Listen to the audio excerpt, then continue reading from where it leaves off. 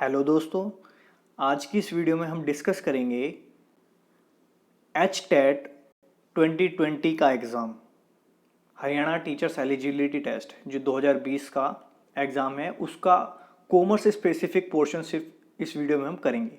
इसमें total 60 question हैं, 60 question, तो वीडियो थोड़ी लंबी होगी, जिसमें मैंने बिल्कुल जो ऑफिशियल आंसर की आई है उसके साथ आपको एक एक आंसर समझाया जाएगा। तो ये कोई अपना अंदाज़ा नहीं है, बिल्कुल जो ऑफिशियल आंसर की आई है उसके साथ आपको इसमें आंसर स्टिक किए हुए हैं और अच्छे से एक्सप्लेन इसमें मैं एंड तक करूँगा पूरे 60 क्वेश्चंस। तो ये वीडियो थोड़ी लेंदी हो सकती है दोस्तों। अगर आप तैयारी कर रहे हो पीजीटी कॉमर्स की, कोई स्टेट एग्ज़ाम है, HTET हो गया जैसे, या DSSS हो गया, या यूपी पीजीटी का जैसा एग्ज़ाम आने वाला है, यूपी में CTET में भी आपको वो TGT में भी अब कॉमर्स को दे दिया है, तो अगर उसकी तैयारी आप कर रहे हो, या UGC नेट JRF या CTET या कोई भी एंट्रेंस जो रिलेटेड हो कॉमर्स से, तो उन सब के लिए ये वीडियो काफ़ी हेल्पफुल रहने वाली है। तो आप लोग इस वीडियो को एंड तक देखना, और दोस्तों काफ़ी अच्छे से एक्सप्लेन किया जाएगा, तो इसलिए ये वीडियो थोड़ी लंबी होगी और आपको भी अच्छे से करना है। तो देखो, टाइम तो थोड़ा देना ही पड़ेगा, अगर 1-2 घंटे लग जाएं तो वो कुछ ज़्यादा टाइम नहीं है अगर देखा जाए तो, ठीक है। अच्छे से पढ़ना है तो आपको, मैं आपको बस एक बात सजेस्ट करना चाहूँगा वीडियो से पहले, अगर आप लेट कर देख रहे हो या एज ए टाइम पास देख रहे हो तो बेशक मत देखो, उससे आपका टाइम वेस्ट ही होगा। अगर आपको देखनी है तो बिल्कुल सीरियस होकर अच्छे से बैठ जाओ, चेयर टेबल ले लो, नोटबुक पेन ले लो, और जो मैं बताता जाऊँगा और जो आपको इम्पोर्टेंट लगे वो आप लिखते रहना। देखो, सुनने से सिर्फ कुछ नहीं होगा, आप कितने भी अच्छे टीचर से पढ़ लो, किसी बड़ी साइट से पढ़ लो, किसी यूट्यूब से पढ़ लो, भगवान स्वयं भी आपको आकर पढ़ाएंगे तो उसका कोई फ़ायदा नहीं होगा जब तक आप खुद मेहनत नहीं करोगे, जब तक आप खुद से नहीं लिखोगे, खुद से नहीं समझोगे, खुद से उसको रिवाइज नहीं करोगे, तो सब वेस्ट है। तो अगर आप सीरियस हो तभी इस वीडियो को देखना, वरना इससे तो अच्छा है आप कुछ इंजॉयमेंट कर लो। तो चलिए शुरू करते हैं। तो जैसा कि मैंने आपको बता दिया है दोस्तों, ये है HTET का एग्ज़ाम जो कि 2020 वाला था, लेकिन ये हुआ है 2021 में, एक्सटेंड पोस्टपोन होते होते ये 2 जनवरी 2020 को हुआ है, 2021 को सॉरी, और 2020 वाला एग्ज़ाम था ये, और 2019 वाला मैं ऑलरेडी उसके ऊपर वीडियो, एक डिटेल्ड वीडियो बना चुका हूँ, ठीक है दोस्तों। तो ये है हमारा HTET 2020 वाला, इसको मान लो। मैंने एक वीडियो और बनाई हुई है जिसमें सिर्फ मैंने आंसर बताए थे, लेकिन एक्सप्लेनेशन नहीं था। इस वाली वीडियो में पूरा कंप्लीट एक्सप्लेनेशन हम देंगे। तो दोस्तों शुरू कर लेते हैं हम। पहला क्वेश्चन है, टोटल 60 क्वेश्चन है, तो 91 से 150 तक कॉमर्स रिलेटेड है, ठीक है। तो हम स्टार्ट करते हैं दोस्तों। तो पहला क्वेश्चन कहता है, देखो राइट हैंड साइड पे इंग्लिश है, जो कैंडिडेट इंग्लिश में कंफर्टेबल हैं वो राइट हैंड साइड पे फोकस रखें, और जो हिंदी में है कंफर्टेबल वो हिंदी पे फोकस रखें दोस्तों। तो पहला क्वेश्चन है, stocking the product in as many outlets as possible is. दोस्तों मैं पहले एक बात बताता हूँ, जो भी स्टार्स किए हुए हैं, star means answers according to the answer key, जो ऑफिशियल आंसर की आई है उसके अकॉर्डिंग जो परफेक्ट आंसर है वो है स्टार, और जो इधर टिक हुए पड़े हैं ये क्रॉस टिक, ये कैंडिडेट ने किए हुए हैं, कुछ कुछ मैंने किए हुए हैं, लिखा हुआ है आपको समझाने के लिए। तो आपको ध्यान देना है, जो स्टार हैं वो परफेक्ट आंसर्स हैं अकॉर्डिंग टू द आंसर की। तो चलिए दोस्तों स्टार्ट करते हैं। Question number 91, stocking the product in as many outlets as possible. तो उसने बोला कि किसी भी प्रोडक्ट को ज़्यादा से ज़्यादा स्टॉक कर लेना, जितनी भी ज़्यादा आपके पास दुकानें हैं या स्टोर्स हैं उनमें। तो उसको क्या बोला जाएगा? क्या उसको इंटरएक्टिव डिस्ट्रीब्यूशन बोला जाएगा, या इंटेंसिव डिस्ट्रीब्यूशन बोला जाएगा, इंटरमोडल डिस्ट्रीब्यूशन बोला जाएगा, या इंटरनल मार्केटिंग बोला जाएगा? तो दोस्तों आपके पास 2 तरीके होते हैं, या तो आपको आंसर पता हो तो आप टिक कर दोगे, या फिर एलिमिनेशन मेथड आप बोल सकते हो कि आप ये श्योर हो जाओ कि ये तो नहीं हो सकता। जैसे कि इस कैंडिडेट ने देखो ऑप्शन नंबर 4 को एकदम क्लोज कर दिया है कि ये मार्केटिंग नहीं है, ठीक है ना। वो कह रहा है कि स्टॉकिंग द प्रोडक्ट को दे रहे हो आप, डिस्ट्रीब्यूट कर रहे हो या फिर स्टॉक कर रहे हो। स्टॉक करना मतलब देना किसी को, ठीक है, तो डिस्ट्रीब्यूशन है ये एक मार्केटिंग तो नहीं हो सकता, तो मार्केटिंग पे हमने कट कर दिया। उसके बाद आते हैं ऑप्शन नंबर 3 पे, इंटर मॉडल डिस्ट्रीब्यूशन। देखो ये शब्द इंटर मॉडल ऑप्शन 3 में भी आया है और ऑप्शन नंबर 1 में भी आया है इंटर। तो इंटर का मतलब क्या समझते हो आप? इंटर मतलब किसी दो चीज में, जैसे इंटर हाउस कंपटीशन होता था स्कूल टाइम पे, या फिर इंटर स्टेट, इस टाइप के किन्हीं दो चीजों के बीच में। तो ये दो चीजों के बीच में हम नहीं ले सकते इसको स्टॉकिंग, ठीक है। तो एक ही ऑप्शन बचता है, ऑप्शन नंबर 2, इंटेंसिव डिस्ट्रीब्यूशन। तो ये सही आंसर है इसका, इंटेंसिव डिस्ट्रीब्यूशन दोस्तों। पहला जो ऑप्शन है इंटरएक्टिव डिस्ट्रीब्यूशन, वो कहाँ पे इस्तेमाल हुआ है? ऑनलाइन इवेंट, ऑनलाइन में, जहाँ मतलब ऑनलाइन चीज होती तो उसमें हम लिख सकते थे इंटरएक्टिव डिस्ट्रीब्यूशन, ठीक है। और टू वे हो इंटर, जैसे मैंने आपको समझाया है अभी, टू वे होता है इंटर का मतलब होता है टू वे, कि भाई इंटर हाउस हो गया, इंटर स्टेट या हो गया, तो इस टाइप से। तो दोस्तों पहला जो क्वेश्चन है इसका सही आंसर है इंटेंसिव डिस्ट्रीब्यूशन। दोस्तों एक बात और मैं आपको सजेस्ट करूंगा, आप अगर तैयारी कर रहे हो किसी भी कॉम्पिटिटिव एग्जाम्स की, तो मैं बोलूँगा आपको कि लास्ट ईयर क्वेश्चन पेपर्स को आप करो। कोई बुक पढ़ने से अच्छा है सबसे पहले आप जितने हो सकें क्वेश्चन पेपर्स करो, और क्वेश्चन पेपर्स को भी अच्छी तरह से। मतलब ये नहीं जो सही आंसर है, जैसे हमने अभी इसमें था सही आंसर 2 था, हम तो सेकंड पे ध्यान रखें और ख़त्म कर दें, ऐसे नहीं। आप चारों ऑप्शंस के बारे में पढ़ो, समझने की कोशिश करो, ठीक है। क्या होता है अगली बार दूसरे ऑप्शंस के ऊपर वो क्वेश्चन बना दे। तो आते हैं हम क्वेश्चन नंबर 92 पे, a currency that plays central role in the foreign exchange market. ये बहुत ही इंपॉर्टेंट क्वेश्चन था, 2019 वाले में भी एग्जाम में आया हुआ था, अगर आपने पुरानी मेरी वीडियोस देखी हो तो व्हीकल करेंसी दोस्तों इसका सही आंसर होगा। तो व्हीकल करेंसी बहुत ही इंपॉर्टेंट और सेंट्रल रोल प्ले करती है फॉरेन एक्सचेंज मार्केट में, ठीक है दोस्तों। सही आंसर इसका हमको पता चल गया, लेकिन जैसा मैंने आपको बताया सभी ऑप्शंस को हमें ध्यान देना है। ब्लैक करेंसी कहाँ पे ये यूज होता है वर्ड? जहाँ पे कुछ इलीगल हो रहा हो, ठीक है। फॉरेन करेंसी ऑप्शन 3 में जो फॉरेन करेंसी लिखा हुआ है आप समझ गए होंगे, फॉरेन विदेशी पैसा। जैसे हमारे लिए, हम इंडियंस हैं तो हमारे लिए डॉलर क्या हो गया? एक फॉरेन करेंसी हो गई। और ऑप्शन 4 डोमेस्टिक करेंसी, डोमेस्टिक हमारे घरेलू देश की, आप हिंदी में भी देख सकते हैं। विदेशी, फॉरेन हो गया विदेशी, विदेशी जैसे कोई भी डॉलर हो गया, सब हमारे लिए फॉरेन करेंसी है। और रुपीज़ हमारे लिए एक डोमेस्टिक करेंसी है। उसके बाद आते हैं हम क्वेश्चन नंबर 93 पे दोस्तों, the number of units produced and sold at which the companies net income is zero. तो मैंने अंडरलाइन किया हुआ है इंपॉर्टेंट बातों को, जैसे इसमें क्वेश्चन में हो गया income is zero, net income उसकी जीरो है, मतलब ना ही फायदा हो रहा और ना ही नुकसान हो रहा, तो उसको हम बोलते हैं ब्रेक इवन पॉइंट दोस्तों। तो break even point is the correct answer, ठीक है। तो हमेशा आप याद रखना जहाँ पे ना कोई फायदा ना कोई नुकसान, तो वो होता है एक ब्रेक इवन पॉइंट। तो यहाँ पे कंफ्यूज, तो ऑप्शन 3 और ऑप्शन 4 तो हो ही नहीं सकते, बस इन दो में कंफ्यूज हो सकता है बच्चा, ब्रेकअप वैल्यू या फिर ब्रेक इवन पॉइंट। तो ब्रेकअप से कंफ्यूज करने के लिए दिया हुआ था, लेकिन break even point is the perfect answer. Breakup value एक अलग चीज है, ब्रेकअप वैल्यू इसमें ज्यादा कॉन्सेप्ट नहीं आता ब्रेकअप वैल्यू का। Break even point is important, और काफी इंपॉर्टेंट ये टॉपिक भी है, जिसमें ना कोई प्रॉफिट होता ना ही कोई लॉस होता, मैंने लिखा भी हुआ है आपको समझाने के लिए। नेक्स्ट अगले क्वेश्चन पे आ जाते हैं, क्वेश्चन नंबर 94 पे, the mistake of paying more attention to the specific products a company offers than to the benefits and experiences produced by these products। तो वो कह रहा है एक ऐसी जो लोग गलतियां कर देते हैं कि वो प्रोडक्ट पे, उसकी चमक धमक पे, उसको डिजाइन पे, उसके रंग पे, जैसा वो दिख रहा है उसके पर ज्यादा ध्यान दे देते हैं, लेकिन उसका जो मूल हमारे पे इस्तेमाल है, उसका मूल जो यूसेज है उसके ऊपर लोग ध्यान नहीं देते। तो ये किस चीज में आएगा? तो क्या ये मार्केटिंग मायोपिया है? क्या ये मार्केटिंग रिसर्च है? देखो रिसर्च तो नहीं हो सकता, इसको आप क्रॉस कर दो, आप खुद ही पता है कि रिसर्च का इससे कोई असर नहीं। आपको ऐड दिखाई जा रही है न्यूज़पेपर में या टेलीविजन में, तो ये रिसर्च नहीं है। मार्केटिंग गाइड नहीं है, मार्केटिंग ऑडिट भी नहीं है। तो बिल्कुल सही आंसर आपका बचेगा मार्केटिंग मायोपिया है।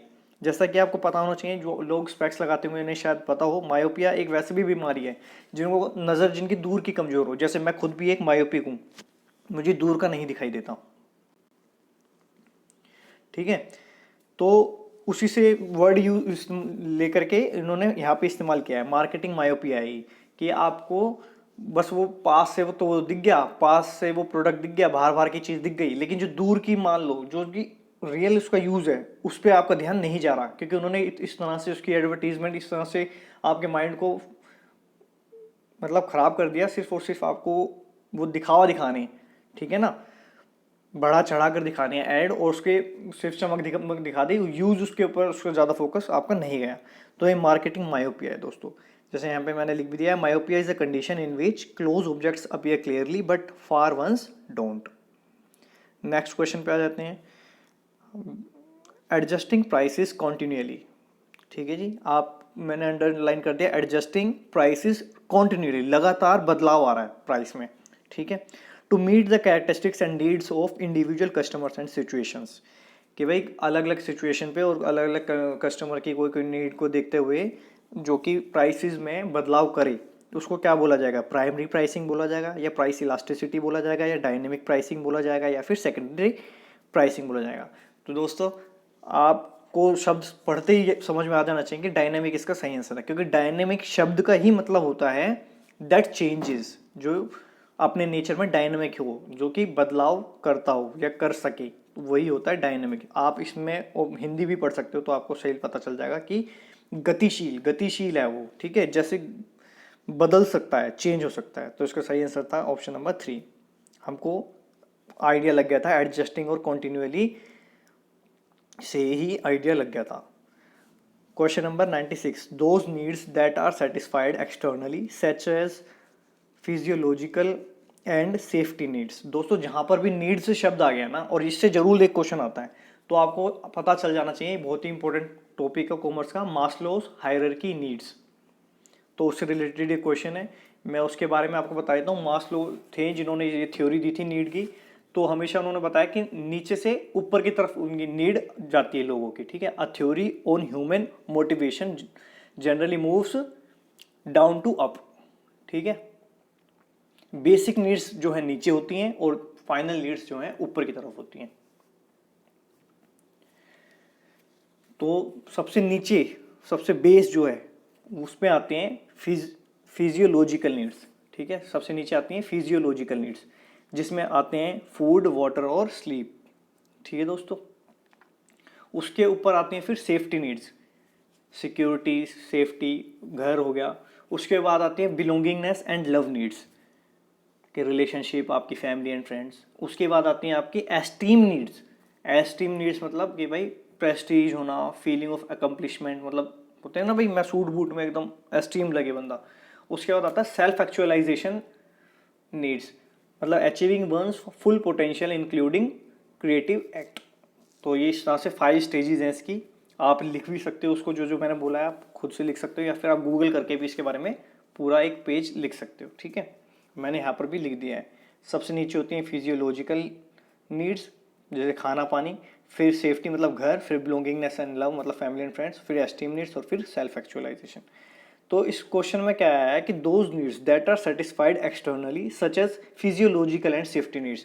तो ये कौन सी नीड्स हैं, लोअर नीड्स हैं, हायर नीड्स हैं, सेल्फ एक्चुअलाइजेशन नीड है, मिडिल ऑर्डर नीड्स हैं। तो सही आंसर है इसका लोअर ऑर्डर नीड्स। मतलब है तो लोअर, लेकिन आप समझ मत लेना कि लोअर हो गया तो वे नहीं चाहिए। लोअर मीन्स ये लोअर से ही शुरू होता है, लो टू अप जाता है। ये जिन्होंने अपनी थ्योरी बनाई थी वो इसी प्रकार से बनाई थी, सबसे लो पे, बेस पे सबसे इंपॉर्टेंट, फिर थोड़ी कम इंपॉर्टेंट, फिर कम इंपॉर्टेंट। मतलब ये तो आप सबको चाहिए, लोअर ऑर्डर नीड सबको चाहिए ही चाहिए, ये सबसे पहली सीढ़ी होती है समझ लो।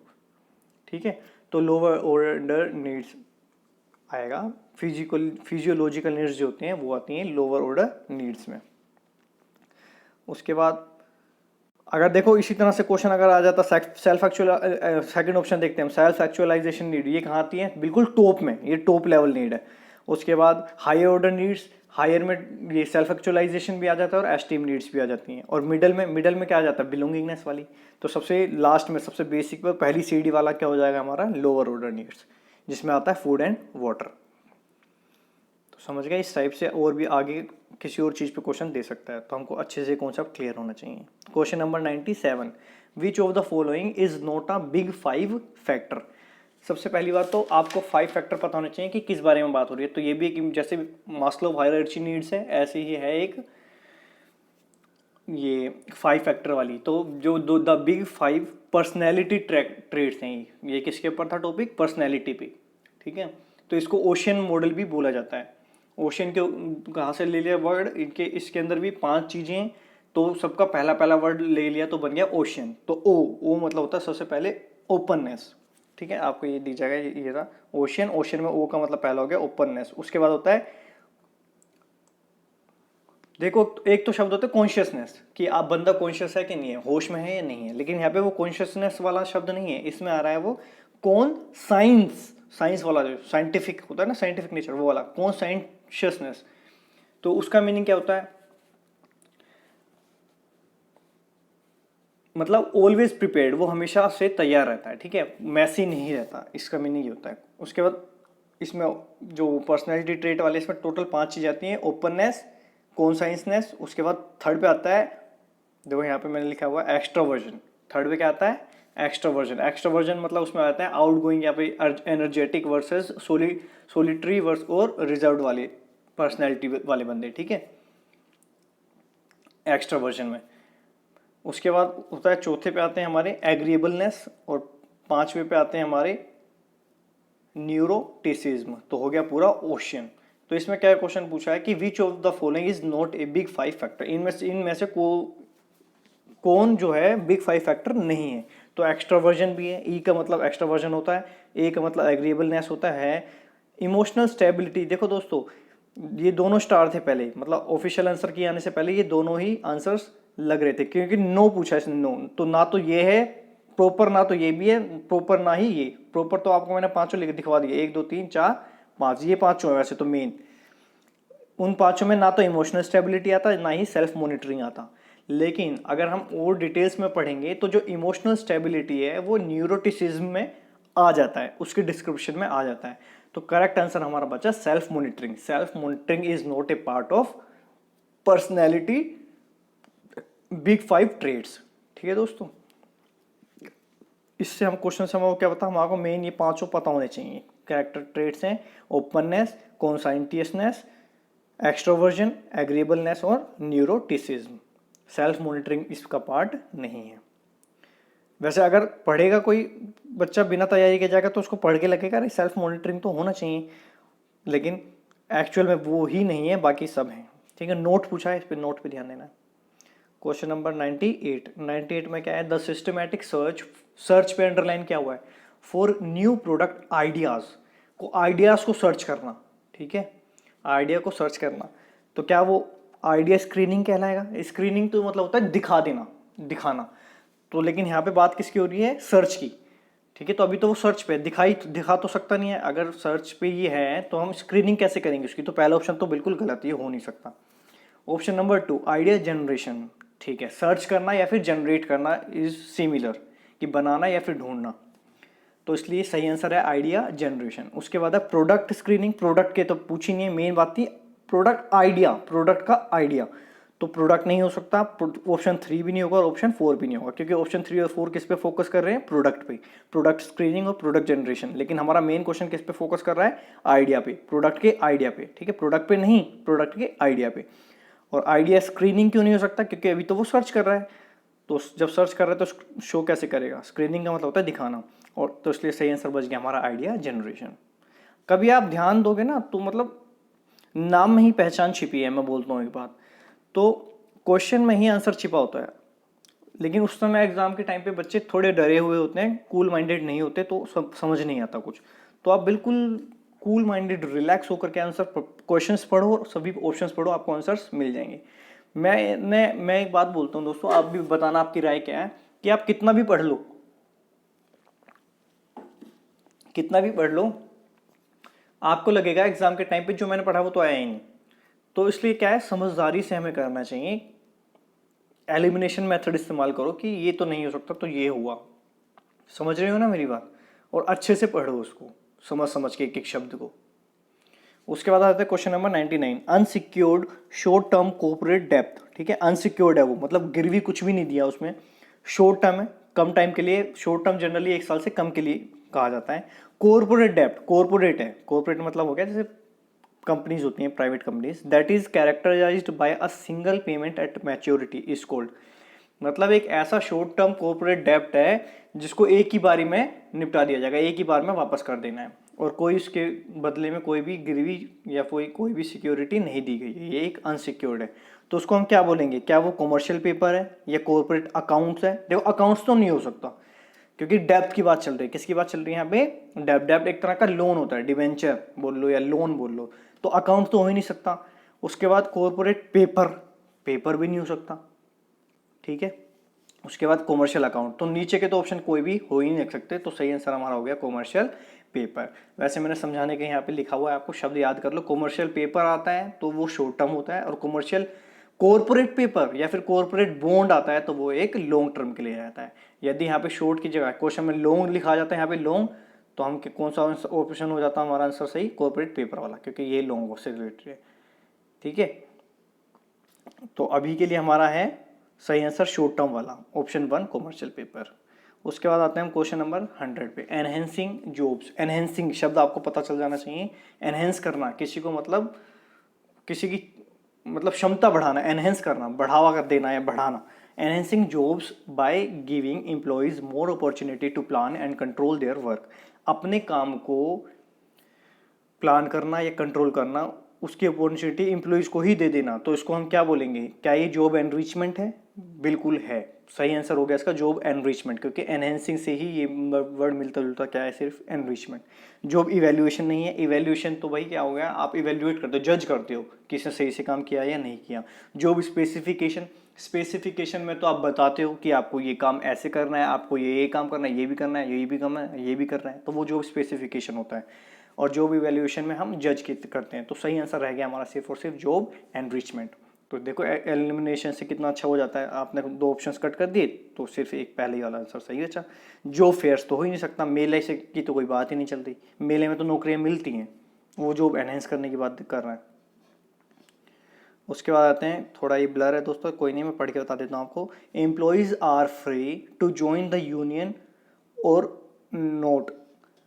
वो जो एम्प्लॉयज़ हैं जो वहाँ पे काम करते हैं वो फ्री हैं, मतलब उनके ऊपर कोई दबाव नहीं है। चाहे तो वो आप यूनियन को में जुड़ें या ही आप यूनियन में ना जुड़ें। यूनियन का मतलब भी आपको पता ही होगा, जैसे कहीं पे भी लोग आप काम करते हैं तो लोग अपनी एक यूनियन बना लेते हैं, इकट्ठे हो जाते हैं, कल को कोई उनका शोषण ना करे कि भाई इनको सैलरी बढ़वानी है, तो मिल करके सब बोलते हैं भाई हमारी सैलरी बढ़ाओ। कोई एक बंदा बोलेगा तो ऑब्वियस ही बात है, एक से अच्छे अनेक होते हैं, तो ज़्यादा लोग यूनियन बना लेते हैं तो उनकी बात को ज़्यादा मायने दिए जाते हैं और उनकी बात जल्दी से ही सुनी जाती है और उस पर कार्रवाई होती है। तो सभी जगह, चाहे आप कोई भी देख लो, प्राइवेट हो या सरकारी, सब में यूनियंस होती हैं तरह तरह की।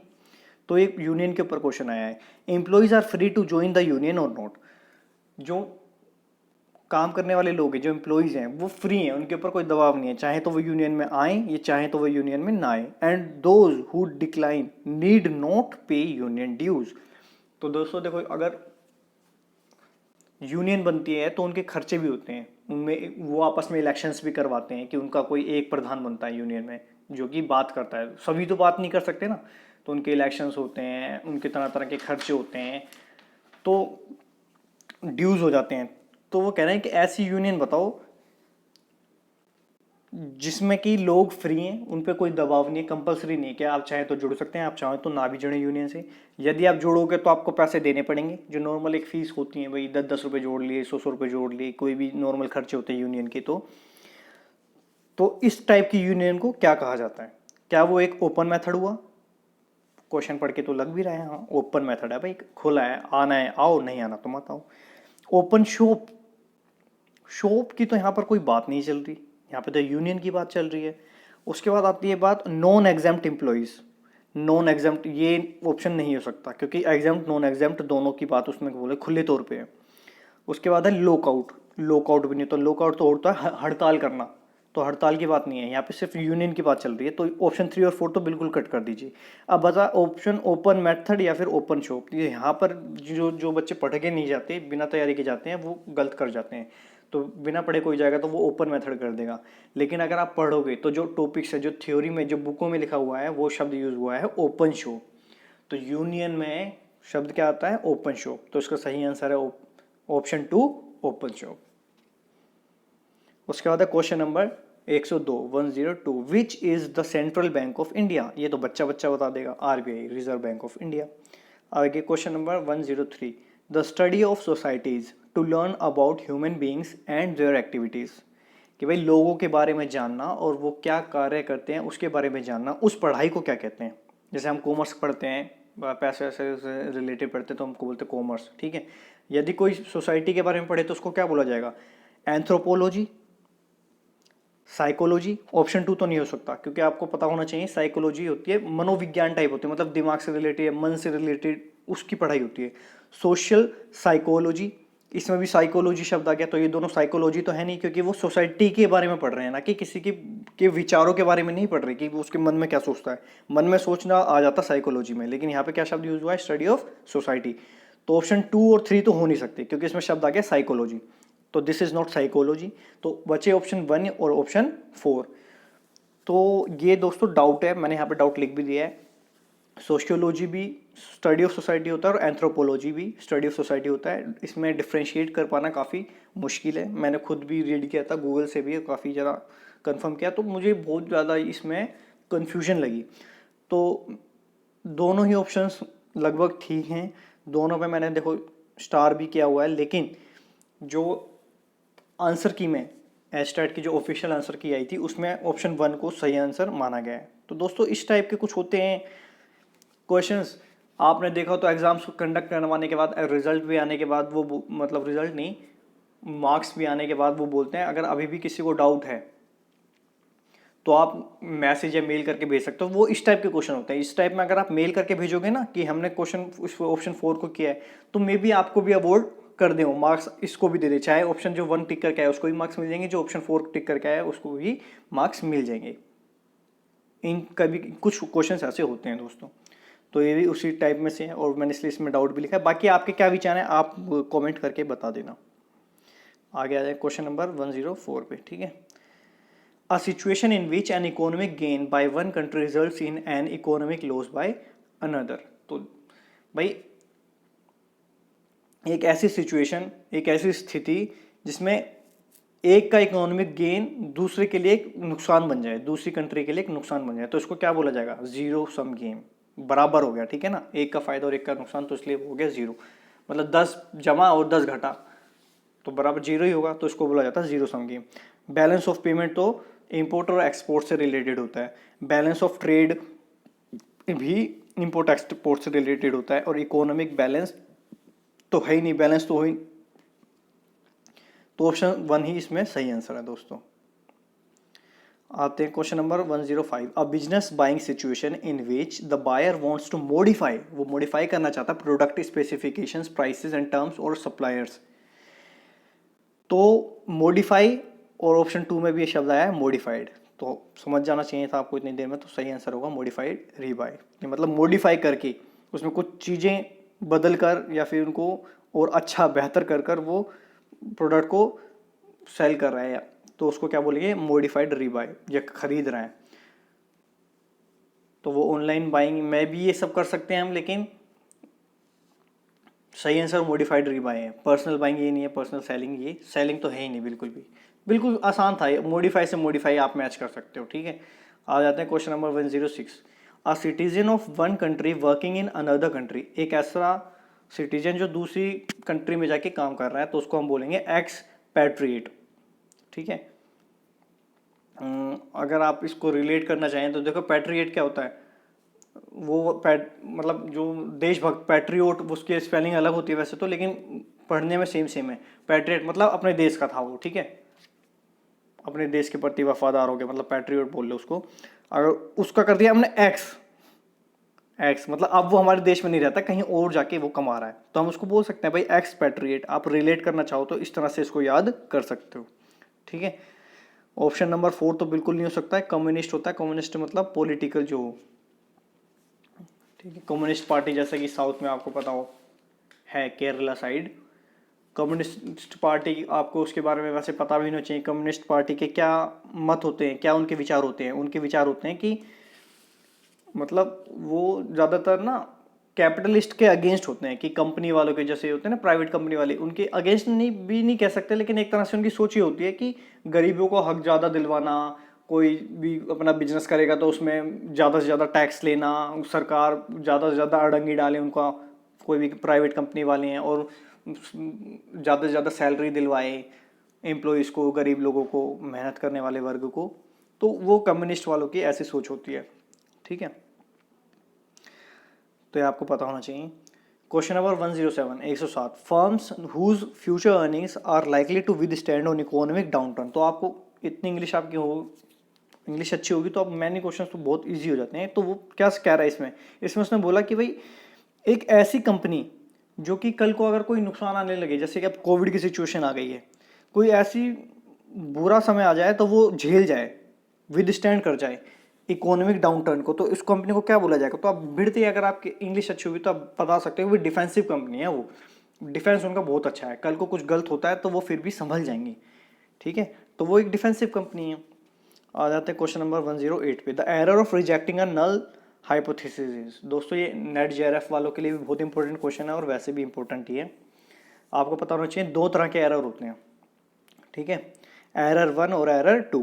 एरर 1 में क्या होता है कि सही चीज को रिजेक्ट कर देना, उसको एरर 1 बोलते हैं, और गलत चीज को एक्सेप्ट कर लेना उसको एरर 2 बोलते हैं। तो इसमें क्या बोला क्वेश्चन में, the error of rejecting a true, सही थी लेकिन फिर भी उसको रिजेक्ट कर दिया, तो इसको क्या बोला जाएगा, टाइप 1 एरर। तो दोस्तों ये याद कर लो अच्छी तरह कि दो तरह के एरर होते हैं हाइपोथेसिस में। पहला होता है कि सही को रिजेक्ट कर देना, दूसरा होता है गलत को एक्सेप्ट कर लेना। ठीक है, तो सही आंसर है ऑप्शन 1। उसके बाद आते हैं question number, a trend in which the dependent variable changes at a constant rate with time. Constant मतलब होता है फिक्स्ड, मतलब स्थिर।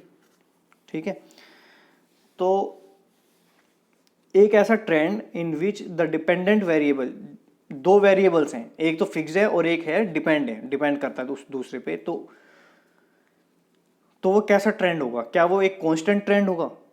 तो कांस्टेंट नहीं होगा, क्योंकि एक तो वेरिएबल है ना, एक कांस्टेंट है और एक वेरिएबल है, समझ रहे हो दोस्तों आप बात। तो वो कांस्टेंट नहीं होता, कांस्टेंट मतलब होता है बिल्कुल ही फिक्स। कांस्टेंट का मतलब क्या होता है, बिल्कुल ही फिक्स।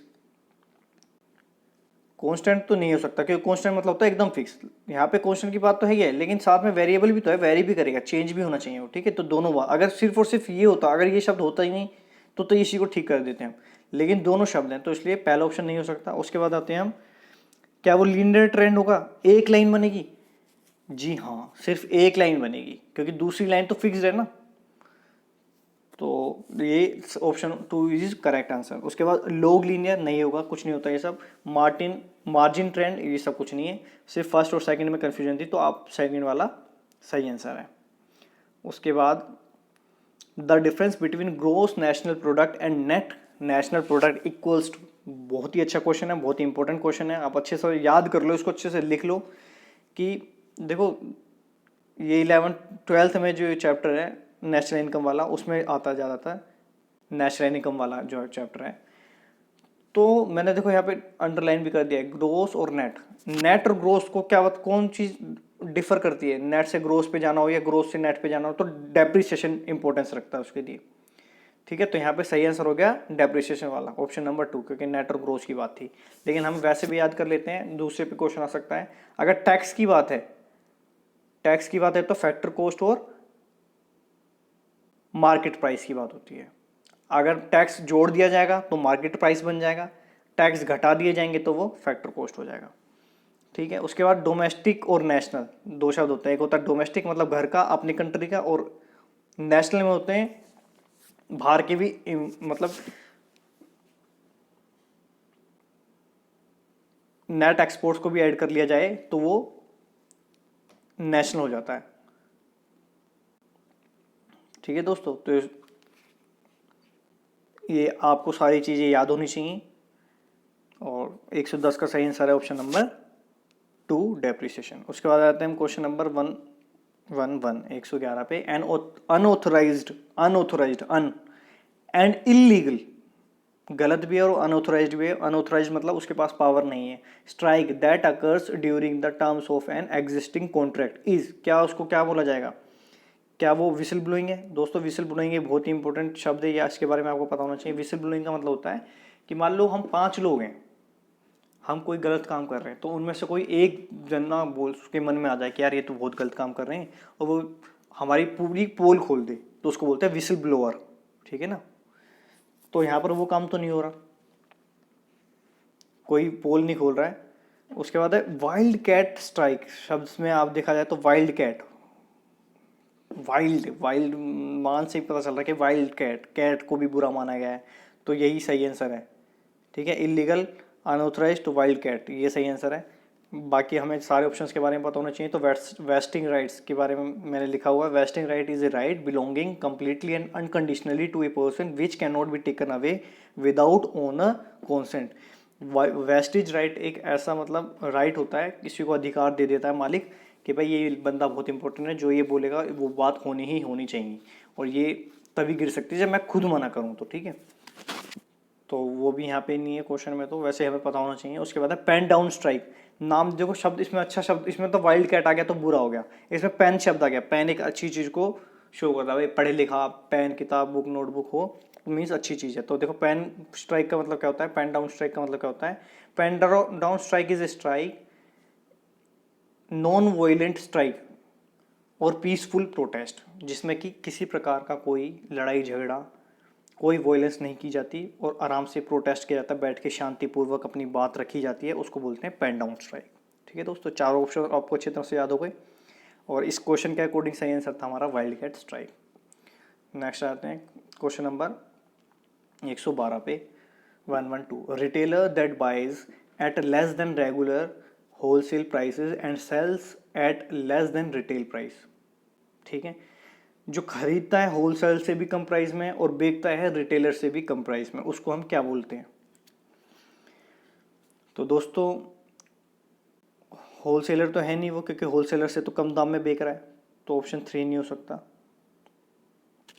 ठीक है, तो वैसे अगर देखा जाए तो डिस्ट्रीब्यूटर एक भी होते हैं, रिटेलर, होलसेलर, डिस्ट्रीब्यूटर, ये 3 लोग होते हैं। तो रिटेलर और होलसेलर की तो क्वेश्चन में बात हुई है, वो ना वो रिटेलर है ना वो होलसेलर है, क्योंकि रिटेलर से भी कम प्राइस में बेचता है और होलसेलर से भी कम प्राइस में वो खरीद रहा है, तो इनसे तो अलग हुआ ना वो, तो मे बी डिस्ट्रीब्यूटर भी हो सकता था, काफ़ी लोग डिस्ट्रीब्यूटर कर सकते हैं, लेकिन आंसर की में इसका सही आंसर दिया गया है ऑफ प्राइस रिटेलर। तो रिटेलर भी 2 तरह के हैं, ऑन प्राइस रिटेलर और ऑफ प्राइस रिटेलर, तो इसका सही आंसर है हमारा ऑफ प्राइस रिटेलर। नेक्स्ट आ जाते हैं, perceived fairness of the amount and allocation of rewards. Allocation of rewards, देखो इस पर अंडरलाइन मैंने किया है कि अलोकेट करना, बांटना, देना, डिस्ट्रीब्यूट करना among individual is known as, तो नाम से ही आपको पता चल जाना चाहिए था कि ये डिस्ट्रीब्यूटिव से रिलेटेड है, तो डिस्ट्रीब्यूटिव जस्टिस इसका सही आंसर हो गया। नेक्स्ट आते हैं क्वेश्चन नंबर 114 पे, the relationship between the tax rate and the amount of tax revenue collected is. ठीक है, कि भाई इन दोनों चीज़ों में क्या रिलेशन है, कौन कौन सी चीज़ें, कि टैक्स कितना परसेंट ले रहे हो आप, और जब इतना परसेंट किया तो टोटल पैसा कितना आया। मान लो मैं 10% ले रहा हूँ टैक्स, तो अब कितने रुपए आए, मैं 5% टैक्स लगा था तो कितने रुपए आए, मैं 15% लगाऊंगा तो मेरे पे कितने रुपए आएंगे। तो आप नॉर्मल चीज़ को बहुत ही अच्छी तरह से समझना, बहुत ही अच्छी चीज़ है दोस्तों, समझना ढंग से। मान लो मैं हर लोगों से 5-5% ले रहा हूँ टैक्स के नाम का, ठीक है, तो मेरे पे पैसा इकट्ठा हो जाएगा। फिर मैं कह लगा नहीं नहीं अब मैं तो 10% लूंगा, मतलब डबल टैक्स लूंगा, तो नॉर्मली तो टैक्स बढ़ना चाहिए कि दुगना टैक्स हो जाएगा, समझ गए। लेकिन आप दिमाग लगाओ, मान लो सरकार ने टैक्स बढ़ाना शुरू कर दे, 5%, 10%, 20%, 30%, 40% टैक्स कर दे, तो एक आम इंसान क्या सोचेगा, हट मैं क्यों मेहनत करूं, इतनी मैं मेहनत करूंगा आधा तो टैक्स में सरकार ही ले जाएगी, इससे तो अच्छा मैं सो जाता हूं। होगा कि नहीं होगा,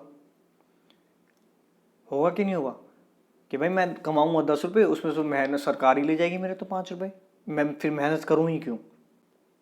ठीक है, तो नेगेटिव इफेक्ट हो जाता है, आप जैसे जैसे टैक्स सरकार बढ़ाती है तो ये लोगों पे नेगेटिव इफेक्ट पड़ने लग जाता है, लोग कम काम करने लगते हैं और कम इनकम होने लगती है उस देश की। तो इसलिए हमेशा ये इसकी वकालत की गई है कि टैक्स कम से कम रखा जाए, ठीक है ना। तो यहाँ पे ये लाफेयर कर्व, इसने इसको टैक्स के बारे में एक बहुत ही अच्छी थ्योरी लिखी हुई है।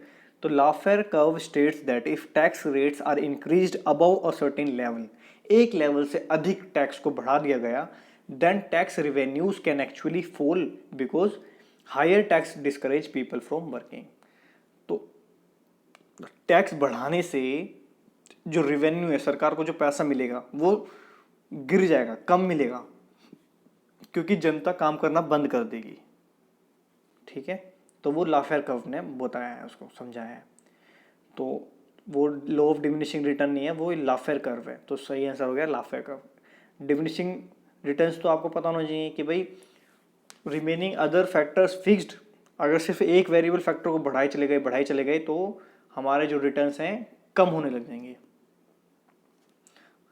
लाफेयर कर्व मैं समझा दिया आपको। इनडिफरेंस कर्व, इनमें जब इनडिफरेंट हो, जो कस्टमर है खरीदने के लिए इनडिफरेंस के ऊपर उसके पास चॉइसेस हों, तो उसमें होता है ये इनडिफरेंस कर्व। कीनियंस कर्व क्या होता है? Demand creates its own supply. Demand जो है, जब डिमांड होगी तो सप्लाई अपने आप होने लगेगी। तो ये कीनेशियन कर्व ने समझाया था।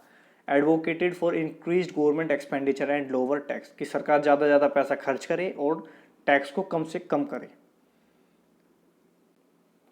तो लाफेयर कर्व और कीनेशियंस कर्व जो है टैक्स से रिलेटेड है, बाकी लॉ ऑफ डिमिनिशिंग रिटर्न और इनडिफरेंस कर्व टैक्स से रिलेटेड नहीं है। तो आपको अच्छे से इनके बारे में पता होना चाहिए। आप जैसे मैं कुछ भी बताता हूँ ना, तो आप स्टॉप करके लिख के इन वर्ड्स को, जैसे लाफेयर कर्व लिख लिया, फिर उसके बारे में खुद कहीं से पढ़ो, बुक से पढ़ लो, या आजकल गूगल सबसे बेस्ट है, उससे पढ़ के थोड़ा थोड़ा लिख लो, तो आपको अच्छे से याद रह जाए। मेरी बात भी सुन ली आपने, खुद से लिख लिया, तो आपको पक्का हो जाएगा एकदम। इससे रिलेटेड कोई भी क्वेश्चन आएगा तो आप आसानी से अटैम्प्ट कर दोगे। तो ये एक अच्छा मेथड होता है पढ़ाई करने का, ठीक है। बाकी आप अपने सजेशंस कमेंट बॉक्स में लिख सकते हैं कि हम ऐसे पढ़ते हैं, ताकि दूसरों की हेल्प हो जाए, है ना। उसके बाद आता है क्वेश्चन नंबर 115 पे, a financial protection plan for executives in case they are severed from the organization is. अगर भाई कोई लोग, बड़े बड़े लोग कंपनी में काम कर रहे हैं, कल को उनको अलग होना पड़ गया कंपनी से, तो उनके लिए एक अच्छा प्लान, प्रोटेक्शन प्लान, तो आपको शब्द से पता चल जाएगा प्रोटेक्शन प्लान। तो प्रोटेक्शन किस में आएगी बताओ? पैराशूट से प्रोटेक्शन मिलती है ना, ऐसी शब्द से शब्द मिला के भी आंसर मिल जाते हैं आपको। तो सही आंसर हो गया उसका गोल्डन पैराशूट, ठीक है। डाउन साइजिंग तो गलत कर दिया इसने। डाउन साइजिंग तो होता है कि लोगों को जान के कम कर देना, ठीक है।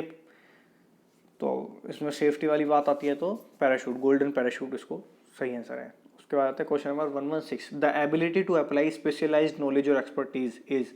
मतलब आप में क्षमता भी होनी चाहिए। मान लो आप एक टीचर हो या फिर एक डॉक्टर हो, आपने पढ़ाई तो पूरी कर ली, लेकिन डॉक्टर वो मरीज के ऊपर जब वो ऑपरेट कर रहा था, उसके हाथ कांप रहे हैं, बेचारा घबरा रहा है खून देख देख के, तो आप में क्षमता भी तो होनी चाहिए। सिर्फ ज्ञान से बात नहीं बनेगी, ज्ञान लेने से नहीं होगा।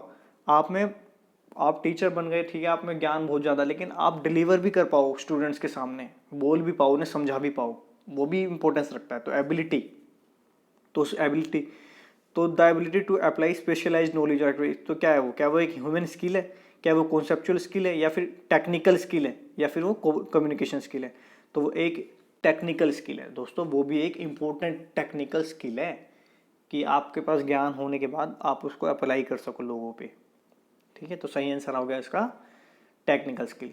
ह्यूमन स्किल में तो आ जाएंगे, कोई भी ह्यूमन स्किल हो गया, मान लो खाना बनाना, ये सब, डांस वांस करना ह्यूमन स्किल है। कॉन्सेप्चुअल स्किल आ गया, आपका कॉन्सेप्ट क्लियर है, मतलब एक ज्ञान आपका बहुत अच्छा हो, तो वो कॉन्सेप्ट्स में आता है। लेकिन यहाँ पे कॉन्सेप्ट की नहीं आ रही, यहाँ पे डिलीवरी की बात आ रही है, एबिलिटी टू अप्लाई की बात आ रही है, कि आप अप्लाई भी कर पा रहे हो अपने ज्ञान को। तो ये ज्ञान है खाली, कॉन्सेप्ट मतलब ज्ञान, लेकिन टेक्निकल आती है अप्लाई पे बात। और कम्युनिकेशन स्किल तो बात से रिलेटेड है, बात करने से, तो ये तो हो ही नहीं सकता था आंसर। उसके बाद आते हैं हम क्वेश्चन नंबर 117 पे। तो बहुत ही इंपॉर्टेंट टॉपिक पे क्वेश्चन आया है, द प्रोडक्ट लाइफ साइकिल पे। ये आप इस अच्छी तरह से इसके बारे में पढ़ लेना। इसकी 4 स्टेजेस होती हैं प्रोडक्ट लाइफ साइकिल की, ज़्यादातर को पता भी होगा। पहली स्टेज होती है हमारी इंट्रोडक्शन स्टेज, सबसे पहले प्रोडक्ट को इंट्रोड्यूस किया जाता है, बनाया जाता है, मार्केट में उतारा जाता है। दूसरा होता है फिर ग्रोथ स्टेज, फिर धीरे धीरे ग्रोथ होती है उस प्रोडक्ट की, डिमांड लोगों की आंखों में चढ़ता है, डिमांड बढ़ती है। फिर मैच्योरिटी स्टेज, फिर एक टाइम ऐसा आता है कि एकदम पीक पे होता है वो प्रोडक्ट, कंपनी भी अच्छी तरह से बना रही है, खूब उनके पास दबादब प्रोडक्ट प्रोड्यूस करी जा रही है, और मार्केट में भी अच्छे से उसको लोग डिमांड कर रहे हैं, तो मैच्योरिटी स्टेज पे है बिल्कुल। फिर उसके बाद आ जाती है एक डिक्लाइनिंग स्टेज। देखो जो दुनिया में आए, ये एक रूल है, दुनिया में आए हैं तो जाना ही पड़ेगा, चाहे वो हम इंसान है, चाहे वो प्रोडक्ट है। अच्छे से अच्छे प्रोडक्ट आपने देखे होंगे, एम्बेसडर गाड़ी हो, टाटा नैनो हो, कोई भी अच्छी चीज़ें हो गई हो, स्कूटर आते थे पहले, खूब उनकी अच्छी सेल थी, अच्छा नाम था, लेकिन धीरे धीरे फिर वो बंद हो जाता है उनका प्रोडक्शन। सबका एक लिमिटेड टाइम होता है, तो उसको बोलते हैं डिक्लाइन स्टेज। 4 स्टेज होती हैं, इस तरह से इसका ग्राफ जाता है। पहला होता है इंट्रोडक्शन, फिर ग्रोथ स्टेज बढ़ता है, वो थोड़ा देखो तेज़ी से बढ़ रहा है, ऊपर की तरफ जा रहा है, फिर आती है मैच्योरिटी और फिर आता है उसका डिक्लाइन स्टेज। तो इसके बारे में आपको अच्छे से पता होना चाहिए दोस्त। उसके बाद आते हैं क्वेश्चन नंबर 118 पे। The Japanese term for an organization commitment to continuous improvement, लगातार वो इम्प्रूव करते रहे, तो इस चीज़ को जापानीज में क्या बोला जाता है, उसको बोला जाता है दोस्तों काइजेन। तो इसमें समझने का कुछ नहीं, इसमें तो याद करने वाला है, रटने वाला है कि भाई काइजेन शब्द उसको बोला जाता है कि लगातार इम्प्रूव करते जाओ। ठीक है, तो ये आप याद कर लेना, काइजन मतलब लगातार इम्प्रूव करना या फिर change for the better. Of shoring, of shoring का मतलब क्या होता है, आउटसोर्सिंग, आपको पता होना चाहिए आउटसोर्सिंग के बारे में। और ऑफ शोरिंग और आउटसोर्सिंग इज सेम। आउटसोर्सिंग मतलब क्या होता है, मान लो मेरे इंस्टीट्यूट है, हम पढ़ाने में बहुत अच्छे हैं, सब कुछ बहुत बढ़िया है हमारा, लेकिन हमारे पास ना टाइम नहीं है कि हम अपने इंस्टीट्यूट का एडवर्टीजमेंट कर पाएँ। ठीक है, तो हमने उसके लिए अलग से किसी कंपनी को हायर कर लिया, किसी लोगों को हायर कर लिया कि आप हमारे यहाँ पे प्रिंट कर दो हमारे लिए पोस्टर्स, यहाँ पे लोगों में पोस्टर प्रिंट कर देना और ऑनलाइन हमारी ऐड चला देना। क्योंकि वो ऐड में उनका काम ही ऐड का है, हमारे को ऐड की ज़्यादा नॉलेज नहीं है, ना ही हम ज़्यादा टाइम निकाल पा रहे हैं ऐड करने के लिए, तो हमने अपना काम किसी और को दे दिया। ठीक है, तो उसको आउटसोर्सिंग बोला जाता है। जैसे बीपीओ का होता है, कॉलिंग सेंटर वाले होते हैं, कॉल सेंटर्स, वो सब। कोरोशी भी एक जापानीज टर्म है, इसका मतलब होता है डेथ बाय ओवरवर्क। दोस्तों ये एक सच्चाई है, अब मानोगे नहीं, लेकिन जापान में लोग इतना काम करते हैं, काम करते करते ही मर जाते हैं। तो डेथ बाय ओवरवर्क एक सच्चाई है वहाँ की, उसको बोला जाता है कोरोशी। किर्क पैट्रिक, आप मुझे खुद कमेंट करके बताओ कि किर्क पैट्रिक क्या होता है। 3 मैंने बता दी ना, एक आप बताओ। और हाँ दोस्तों, जैसे मैंने अभी एक बात बोली कि यहाँ पे आप रट लेना, इसमें समझने जैसा कुछ नहीं है, तो इस पर भी एक बहुत ही डिबेटेबल टॉपिक है, इस पर भी आप कमेंट करके अपनी राय बताना। कुछ लोग कहते हैं रटो मत, समझो समझो। अरे यार एक बात बताओ, जो चीज़ रटने की है उसको रटा ही जाएगा, और जो चीज़ समझने की है उसको समझा जाएगा। अच्छी बात है, समझो ठीक है, लेकिन इसका मतलब ये नहीं है कि रटने का आप भुला ही दो। रटना भी अपनी उसकी खुद अपना इम्पोर्टेंस है रटने का, और समझने का अपना इम्पोर्टेंस है। कुछ चीज़ों को सिर्फ रटा जा सकता है और कुछ चीज़ों को समझा जा सकता है। मान लो मैं कहने लगूँ आपसे दो क्यों बोला गया, आपको रटा है ना, इसमें कोई कॉन्सेप्ट थोड़ी है। या के है, के क्यों बोलते हो, के को क्यों नहीं बोलते, क्या इसमें कोई लॉजिक है, कोई समझने की चीज़ है भाई। के तो के, ये रटा गया, हमने इसको रटा है। तो जो चीज़ रटने की है उन्हें रटा जाता है, रटने की भी इम्पोर्टेंस है और समझने की भी इम्पोर्टेंस है। देखते हैं हम कि कहाँ पे रटा जाए और कहाँ पे समझा जाए। तो दूसरों की मत सुनो, अपने अकल के अनुसार सोचो और करो। लोग कहेंगे रटो मत सिर्फ समझो। अरे भाई, जो चीज़ रटने के उसको रटा ही जाएगा, जो समझने के उसको समझा जाएगा। ठीक है, आपकी क्या राय है, आप कमेंट करके बताना मुझे। उसके बाद आते हैं अगले क्वेश्चन पे।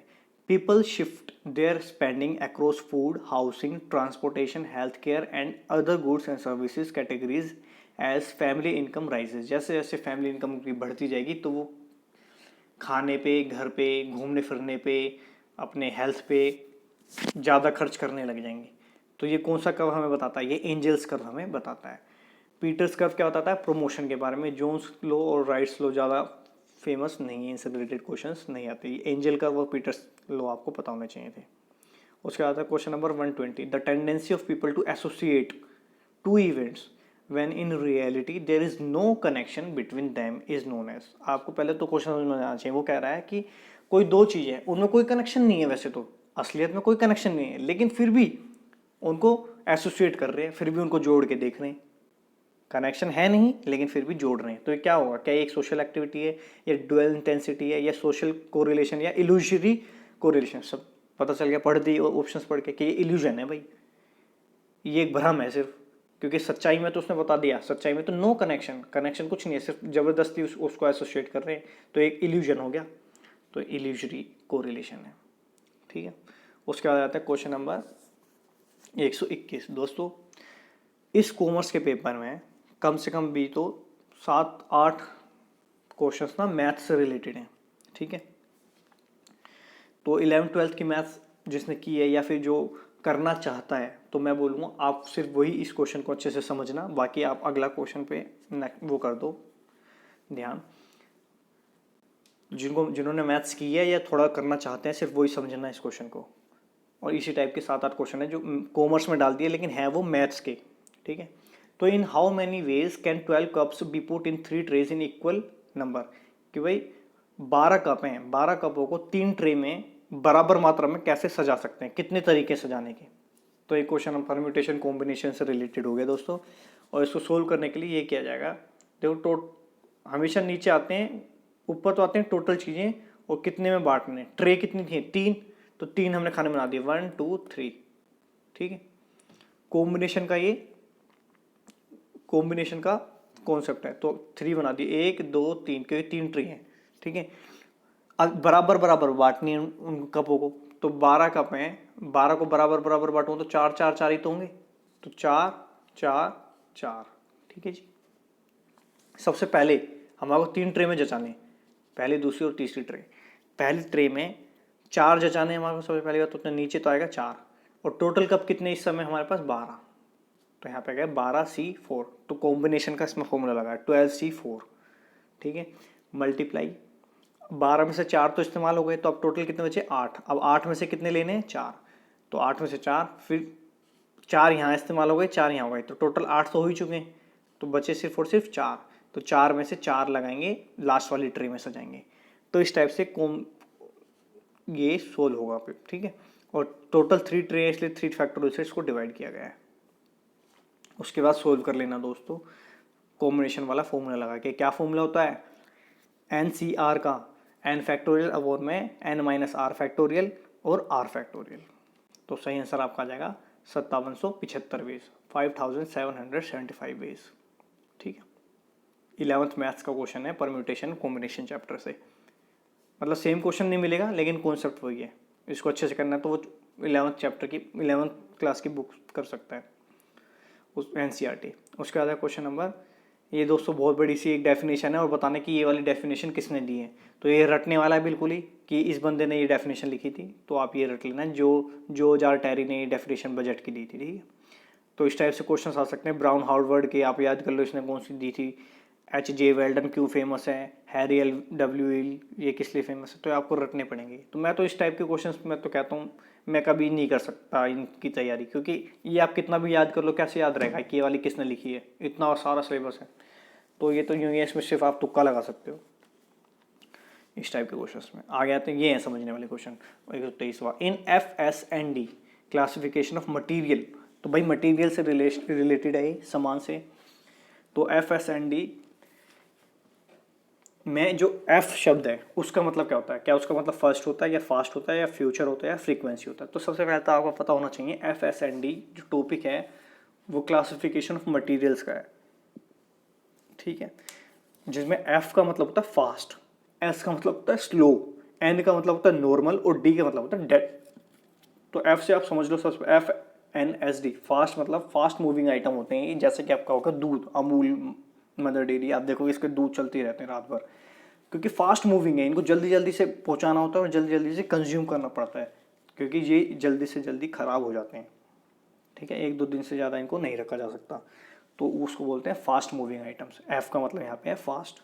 उसके बाद है S मतलब है स्लो मूविंग, स्लोली उसको मूव करते हैं, अरे आराम से, जैसे फर्नीचर कोई हो गई पड़ा रहने दो, 1-2 साल आराम से चल जाएगा, वो ख़राब नहीं होती हैं वो चीज़ें, कुर्सी हो गई प्लास्टिक की, ठीक है।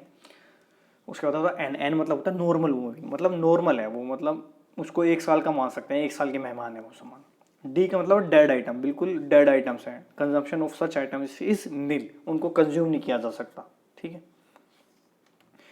FS&D के बारे में और बताए तो मैं, under FNSD analysis the store items are divided under 4 categories, the basis of classification is their usage rate, कि उनको कैसे इस्तेमाल किया जा रहा है, डिसेंडिंग ऑर्डर ऑफ यूसेज, ठीक है। उसके बाद आते हैं हम question number 124 the central consumer protection council is headed by, कि जो सेंट्रल, देखो आपको ये पता होना चाहिए, सेंट्रल जहाँ भी शब्द आ गया ना तो सेंट्रल गवर्नमेंट उससे रिलेशन रखेगी 99% में, तो आपको साफ साफ पता चल गया भाई सेंट्रल गवर्नमेंट, सेंट्रल शब्द आ गया तो सेंट्रल गवर्नमेंट आपका उसमें अड़ंगी डालेगी ही डालेगी, तो ऑप्शन नंबर 2 सही आंसर है, ठीक है। A process of correcting errors using past routines and present policies, मतलब जो बीत गई हैं चीज़ें, जो समय जो बीत गया उससे जो सबक लेके और आज की जो पॉलिसी हमने प्रेजेंट की पॉलिसीज बना रखी हैं उसको, उन दोनों को मद्देनजर रखते हुए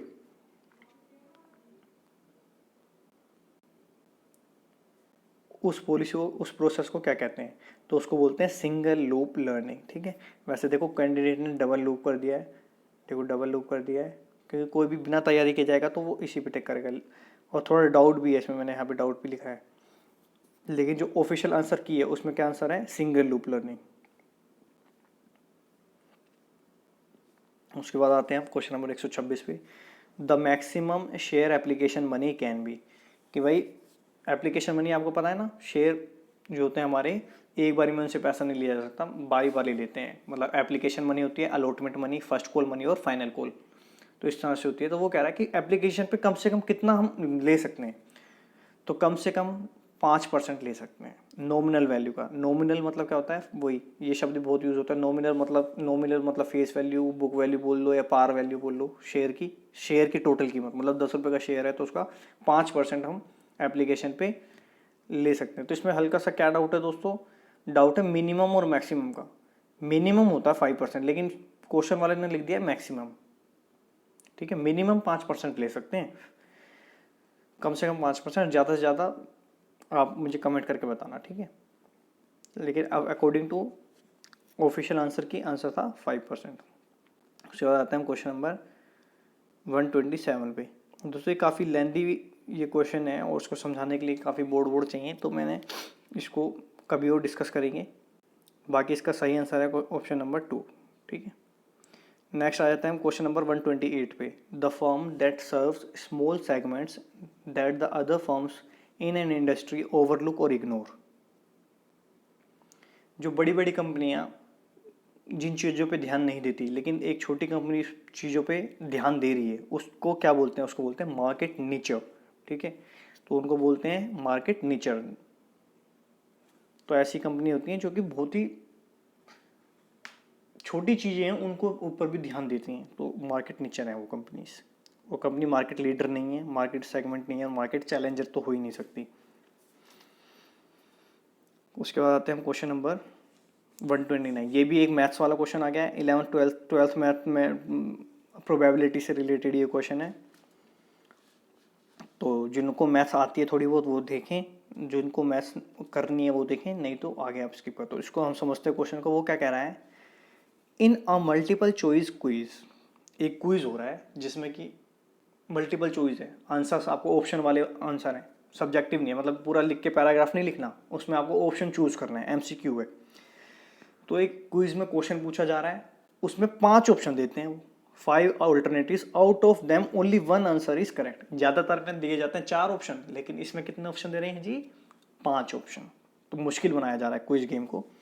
तो भाई 5 ऑप्शन दे दिए जिनमें से सिर्फ और सिर्फ एक ही करेक्ट है। What is the probability of 6 correct answers out of 10 question. तो वो कह रहा है यदि कोई 10 सवाल पूछे जाते हैं, 10 सवाल पूछे जाते हैं इस क्विज में, तो क्या प्रोबेबिलिटी क्या है, क्या प्रायिकता है, क्या प्रोबेबिलिटी है कि अगर हम तुक्का मारें, तुक्का मार के 6 सही कर दें, तुक्का मार के 6 सही कर दें, तो इस बात की क्या प्रोबेबिलिटी है, प्रोबेबिलिटी निकालनी है। तो इसको आप निकालने का तरीका क्या है, 12th मैथ्स में कॉन्सेप्ट है, पी माना जाता है कि जो हमें चाहिए, पी क्या माना जाता है, जो हमें चाहिए। तो हमें क्या चाहिए, करेक्ट। तो करेक्ट आने की क्या है संभावना, 1/5, क्योंकि 5 ऑप्शन में से कोई एक ऑप्शन सही है, 5 ऑप्शन में से कोई एक ऑप्शन सही है, तो उसको मानते हैं पी। लेट मान लिया, पी को करेक्ट माना जाता है, करेक्ट है 5 में से कोई एक ऑप्शन। क्यू, क्यू किसको माना जाता है, गलत को। तो गलत कितने, 5 ऑप्शन है उनमें से 4 गलत हैं और एक ही सिर्फ सही है। उसके बाद फॉर्मूला होता है, ये क्या होता है हमारा फॉर्मूला, NCR P की पावर R Q की पावर N माइनस R, जहाँ पे N का मतलब होता है टोटल, टोटल कितने क्वेश्चन हैं, जैसे इस क्वेश्चन में 10, और R का मतलब टोटल में से तुम्हें कितने सही चाहिए, 6। तो कुल मिला के हमारी बन गई ये इक्वेशन। इसको सोल्व कर लो तो हमारा सही आंसर आ जाएगा ऑप्शन 3, 0.0055। ठीक है, तो ऐसी प्रोबेबिलिटी बहुत ही कम है दोस्तों। और देखो आप समझदारी से आपको एक बात बताऊँ मैं, ये वाला तो कभी आंसर हो ही नहीं सकता प्रोबेबिलिटी में, ये तो कभी भी नहीं होगा, बिल्कुल कभी तुक्का भी मत मारना, बहुत ही बेवकूफ़ी वाली बात हो जाएगी। प्रोबेबिलिटी में हमेशा आंसर होता है हमारा, the answer lies between 0 to 1, या तो 0 होगा मतलब कुछ बिल्कुल है ही नहीं चांस, क्योंकि ये भाई आरसीबी तो जीत ही नहीं सकती आईपीएल, तो उसकी तो ये हो गई, ठीक है। और भाई मुंबई इंडियंस तो जीतेगी ही जीतेगी, तो ऑप्शन प्रोबेबिलिटी हो जाएगी 1/1, नहीं का मतलब 0। फिर होता है 0.1, मतलब 0 के करीब है तो ना होने का चांस बहुत ज़्यादा है, और 0.9 मतलब 1 के करीब, 1 के करीब होता है तो होने की प्रोबेबिलिटी बहुत ज़्यादा है। तो आंसर हमेशा 0 से 1 के बीच लाई करेगा, तो ऑप्शन 1 2 3 में से कोई भी सही हो सकता है, ये प्रोबेबिलिटी वाले आंसर्स हैं, लेकिन ये तो बिल्कुल भी प्रोबेबिलिटी का आंसर नहीं है दोस्तों। तुक्का मारना हो तो कभी भी प्रोबेबिलिटी का कैसे मारोगे, जो आंसर्स 0 से 1 के बीच में लाई करते हो। आते हैं नेक्स्ट क्वेश्चन पे, question number 130, which of the following is not an assumption of monopoly market, कि भाई मोनोपोली का एजम्पशन नहीं है, देखो नहीं पर ध्यान देना है, नोट, ऐसे क्वेश्चन काफ़ी कंफ्यूज कर देते हैं बच्चे, फिर नोट पे ध्यान देना है, नोट कि वो नहीं है मोनोपोली, ना मोनोपोली की बात ना हो उसमें। देर इज़ वन सेलर, तो भाई मोनोपोली में तो एक ही सेलर होता है, तो ये तो सही है, तो क्वेश्चन के हिसाब से हमको नोट बनाना है, तो ये नहीं होगा। उसके बाद they are no close substitute, तो मोनोपोली में तो नो क्लोज सब्सटीट्यूट होता है, लेकिन हमारे को तो नहीं बताना है, तो ये भी नहीं होगा। उसके बाद आते हैं option number 3, there is pure competition in the factors market so that the price of each input he buys is given to him, ये हो सकता है।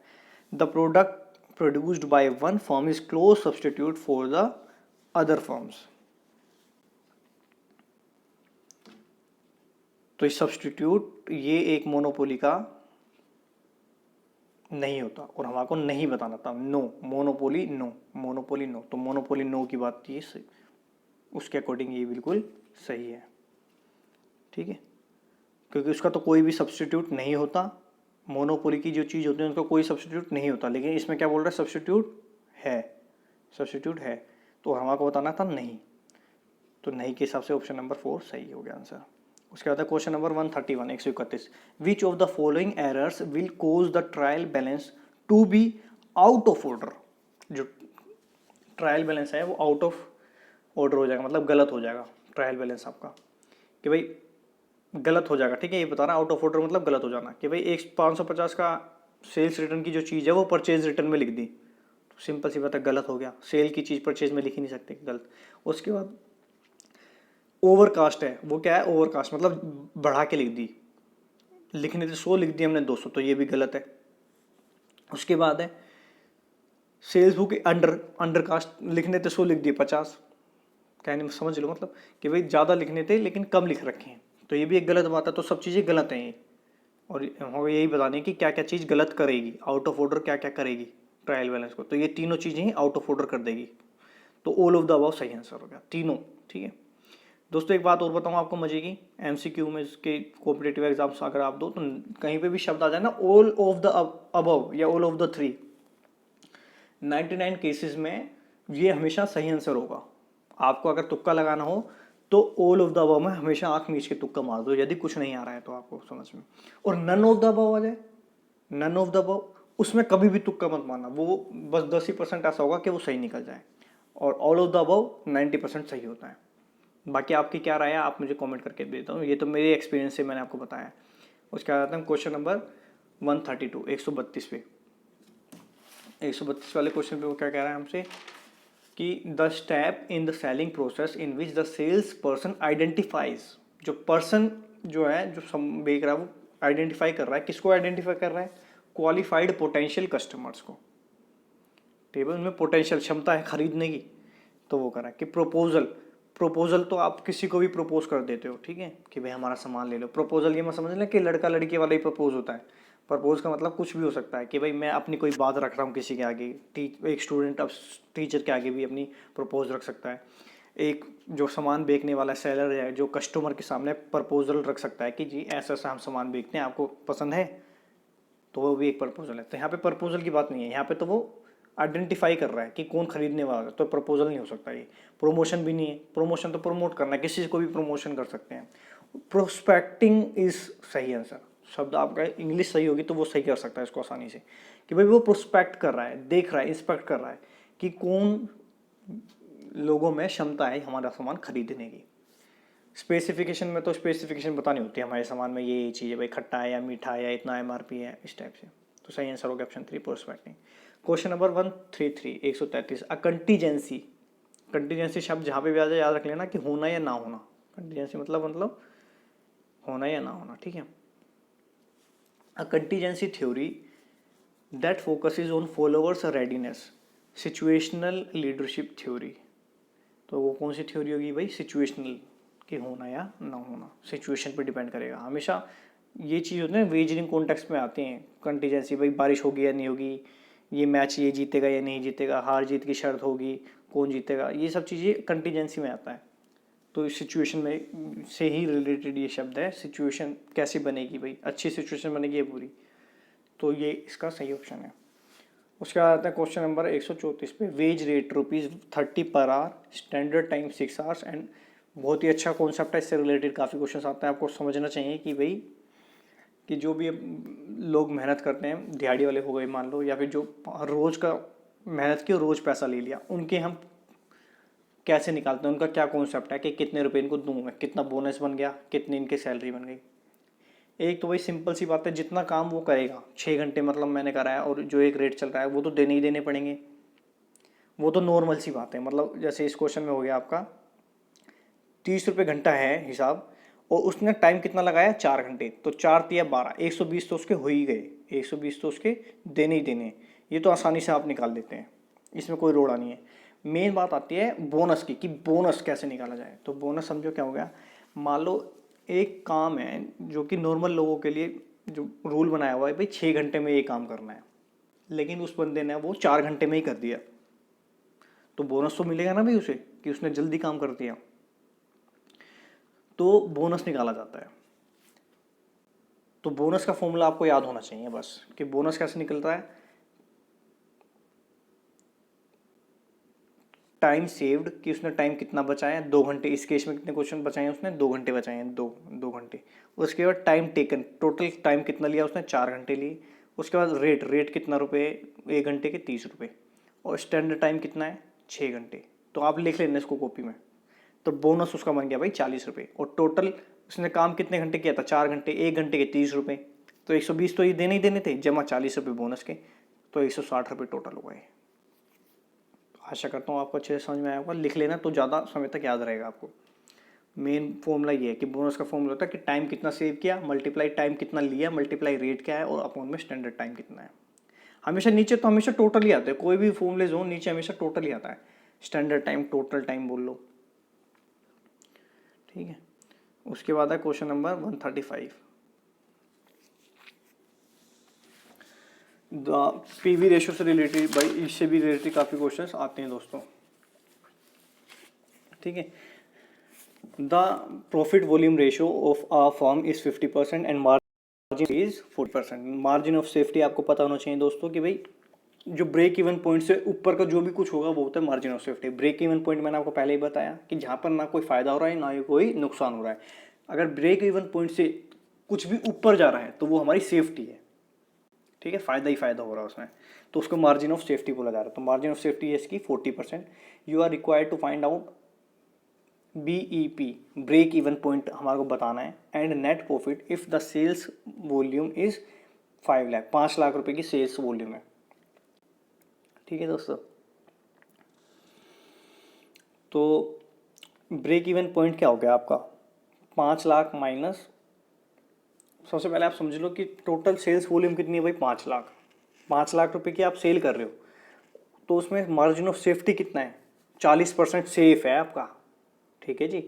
तो 5 लाख का 40% कितना हो गया 2 लाख, तो 2 लाख रुपए हो गए आपके मार्जिन ऑफ सेफ्टी, ठीक है। अब टोटल 5 लाख में से अगर मैं घटा देता हूँ 2 लाख रुपए, 2 लाख घटा दिए, मतलब जो सेफ हुआ ना सेफ्टी ऊपर ऊपर जो गया वो हमने घटा दिया, तो हम किस पे आ गए ब्रेक इवन पॉइंट पे। तो जो 3 लाख रुपए हैं वो आपका ब्रेक इवन पॉइंट है। 3 लाख के ऊपर जितने की भी सेल होगी वो आपकी मार्जिन ऑफ सेफ्टी है। तो इस केस में 2 लाख रुपए मार्जिन ऑफ सेफ्टी है और 3 लाख रुपए ब्रेक इवन पॉइंट है। तो ब्रेक इवन पॉइंट आपसे पूछा गया है तो सिर्फ पहला जो ऑप्शन, पहली चीज़ ही निकालो, सिर्फ एक निकालने से ही आपका आंसर आ जाए तो आपका टाइम बच जाएगा। तो ब्रेक इवन पॉइंट निकाला 3 लाख, 3 लाख देख लेते हैं पहले कितना इसमें है, ऑप्शन 1 ना 2 ना 3, सिर्फ 4 में है, ऑप्शन 4 में। ब्रेक मार्जिनल सेफ्टी मतलब टोटल सेल का 40%, 40% हो गया 2 लाख, 2 लाख रुपये हमने घटा दिए, सेफ्टी घटा दी तो बच गई 3 लाख, 3 लाख मतलब क्या हो गया हमारा ब्रेक इवन पॉइंट। तो सही आंसर हो गया हमारा ब्रेक इवन पॉइंट 3 लाख रुपये, ऑप्शन नंबर 4। उसके बाद आता है दोबारा मैथ्स का क्वेश्चन आ गया, सिंपल मैथ्स है वैसे 11th क्लास की AP वाला, AP HM वाला जो है chapter sequence series 11th class. तो जिसको मैथ्स आती है फॉर्मूला याद होगा तो सिंपल सा फॉर्मूला होता है इसका, n में 1/a + 1/b + 1/c + 1/d। जो भी आपको जिसका भी हार्मोनिक मीन निकालना है, जितने नंबर हैं उसको सबसे ऊपर लिखते हैं। जैसे इस केस में है 4 नंबर्स तो 4 लिख दिया ऊपर, फिर जितने भी नंबर्स हैं उनको रेसिप्रोकल करके डिवाइड में ऐसे ऐड कर दो तो आपका निकल जाता है हार्मोनिक मीन। तो सही आंसर इसका निकल जाएगा ऑप्शन नंबर 2 15.58। जिसको फॉर्मूला याद होगा वो आसानी से एक नंबर ले लेगा। दोबारा से मैथ्स का क्वेश्चन आ गया परम्यूटेशन कॉम्बिनेशन का, जहाँ पे अरेंजमेंट शब्द आ जाता है वो परम्यूटेशन है। तो कैसे आप इसको सोल्व करते हैं, इसको करने का बहुत ही आसान तरीका है। देखो मैं समझा देता हूँ, टोटल शब्द गिन लेंगे कितने, एक गंगापुर में। पहले तो क्वेश्चन समझ लो, वो क्या कह रहा है कि how many arrangements can be formed with letters of word, कि गंगापुर जो शब्द में इसमें जो यूज़ हुए हैं, चाहे मीनिंगफुल वर्ड हो चाहे बिना मीनिंग के, इनको अरेंज कितने तरीके से अरेंज कर सकते हैं। टोटल कितने गिन लेंगे पहले हम, 1 2 3 4 5 6 7 8, तो 8 शब्द हैं, मतलब 8 अल्फ़ाबेट्स हैं। तो इनको हम कैसे कैसे अरेंज कर सकते हैं, इसका फॉर्मूला होता है डायरेक्ट, जितने भी होते हैं ना टोटल उसको लिखो 8 फैक्टोरियल आपको आशा करता हूँ आता होगा, और डिवाइड कर देते हैं जितने भी रिपीट हो रहे हैं। ये जी 2 बार रिपीट हो रहा है तो 2 फैक्टोरियल, ए 2 बार रिपीट हो रहा है तो 2 फैक्टोरियल, इस तरह से, और फिर इसको सोल्व कर देते हैं बस। तो इस केस में इसको ऐसे सोल्व किया जाएगा, टोटल 8 शब्द हैं तो 8 फैक्टोरियल और 2 2 रिपीट हो रहे हैं ए और जी, उससे उसको डिवाइड कर दिया। तो सही आंसर आपका आ जाएगा ऑप्शन नंबर 1 10,080। ठीक है, उसके बाद आते हैं क्वेश्चन नंबर 138। एक बच्चा है एक्स है, वो माइनर है, माइनर मतलब जो 18 साल से कम उम्र के होते हैं। A minor misrepresenting that he is a major induces Y to enter into a contract. जो एक्स का एक बच्चा है, माइनर बच्चा है 18 साल से कम का, लेकिन उसने किसी बड़े आदमी के पास जाके बोल दिया मैं तो बड़ा बच्चा हूँ, और कोई भी कॉन्ट्रैक्ट उसने कर लिया, तो क्या होगा, लाइबल ऑन द कॉन्ट्रैक्ट, क्या वो लाइबल होगा, नहीं होगा। आपको पता चल गया, वैसे क्वेश्चन पढ़ के समझ में आ जाता है यार कि उसने गलत काम करा है, था माइनर और मेजर बन के किसी और को बता रहा है, मिस रिप्रेजेंट कर रहा है, मिस शब्द सुन नहीं पता चलता तो लाइबल तो हो ही नहीं सकता। गलत काम कोई भी लाइबल, ये भी नहीं होगा शब्द, ये भी, तीनों गलत हो, तो यही आंसर बचा, नॉट लाइबल। कितना आसान होता है कोई कोई क्वेश्चन। उसके बाद आता है क्वेश्चन नंबर 139।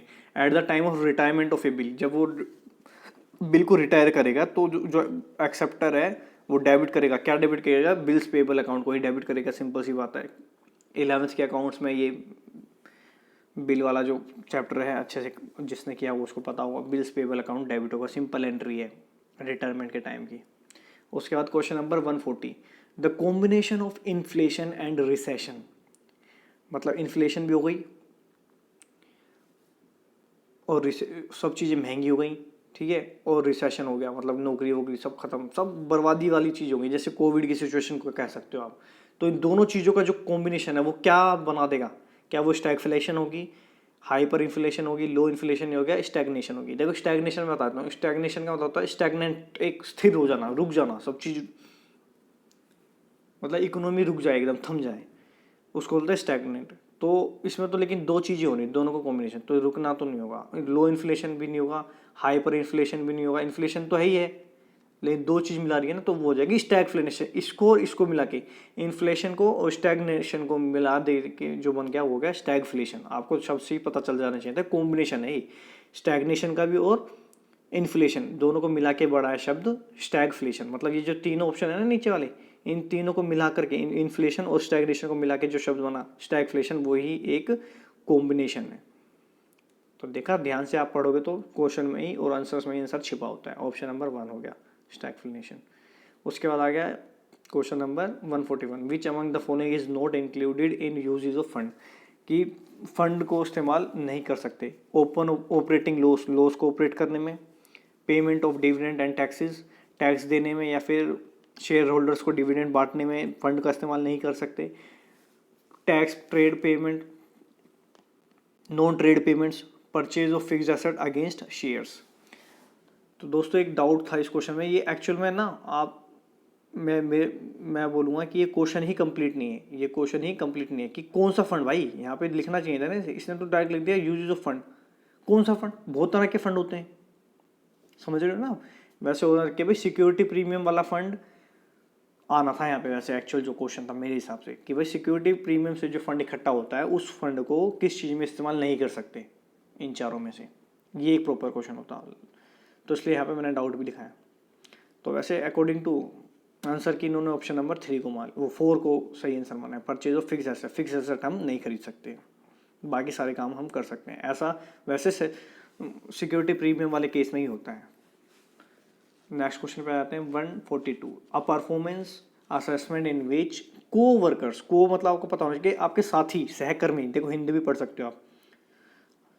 तो को वर्कर्स, को वर्कर्स रिलेटेड पीयर ही शब्द है। पीयर आपको पता होना चाहिए हमारे साथी, ये पीयर चाइल्ड पेडागोगी में भी आता है। पीयर का मतलब सेम एज ग्रुप के, मतलब LKG UKG वाले बच्चे आपस में पीयर ग्रुप है, 5वीं 6ठी क्लास के बच्चे आपस में पीयर ग्रुप है, 12वीं के बच्चे आपस में पीयर ग्रुप हैं, कॉलेज वाले आपस में पीयर ग्रुप हैं, तो जॉब करने वाले हैं वो आपस में पीयर ग्रुप है।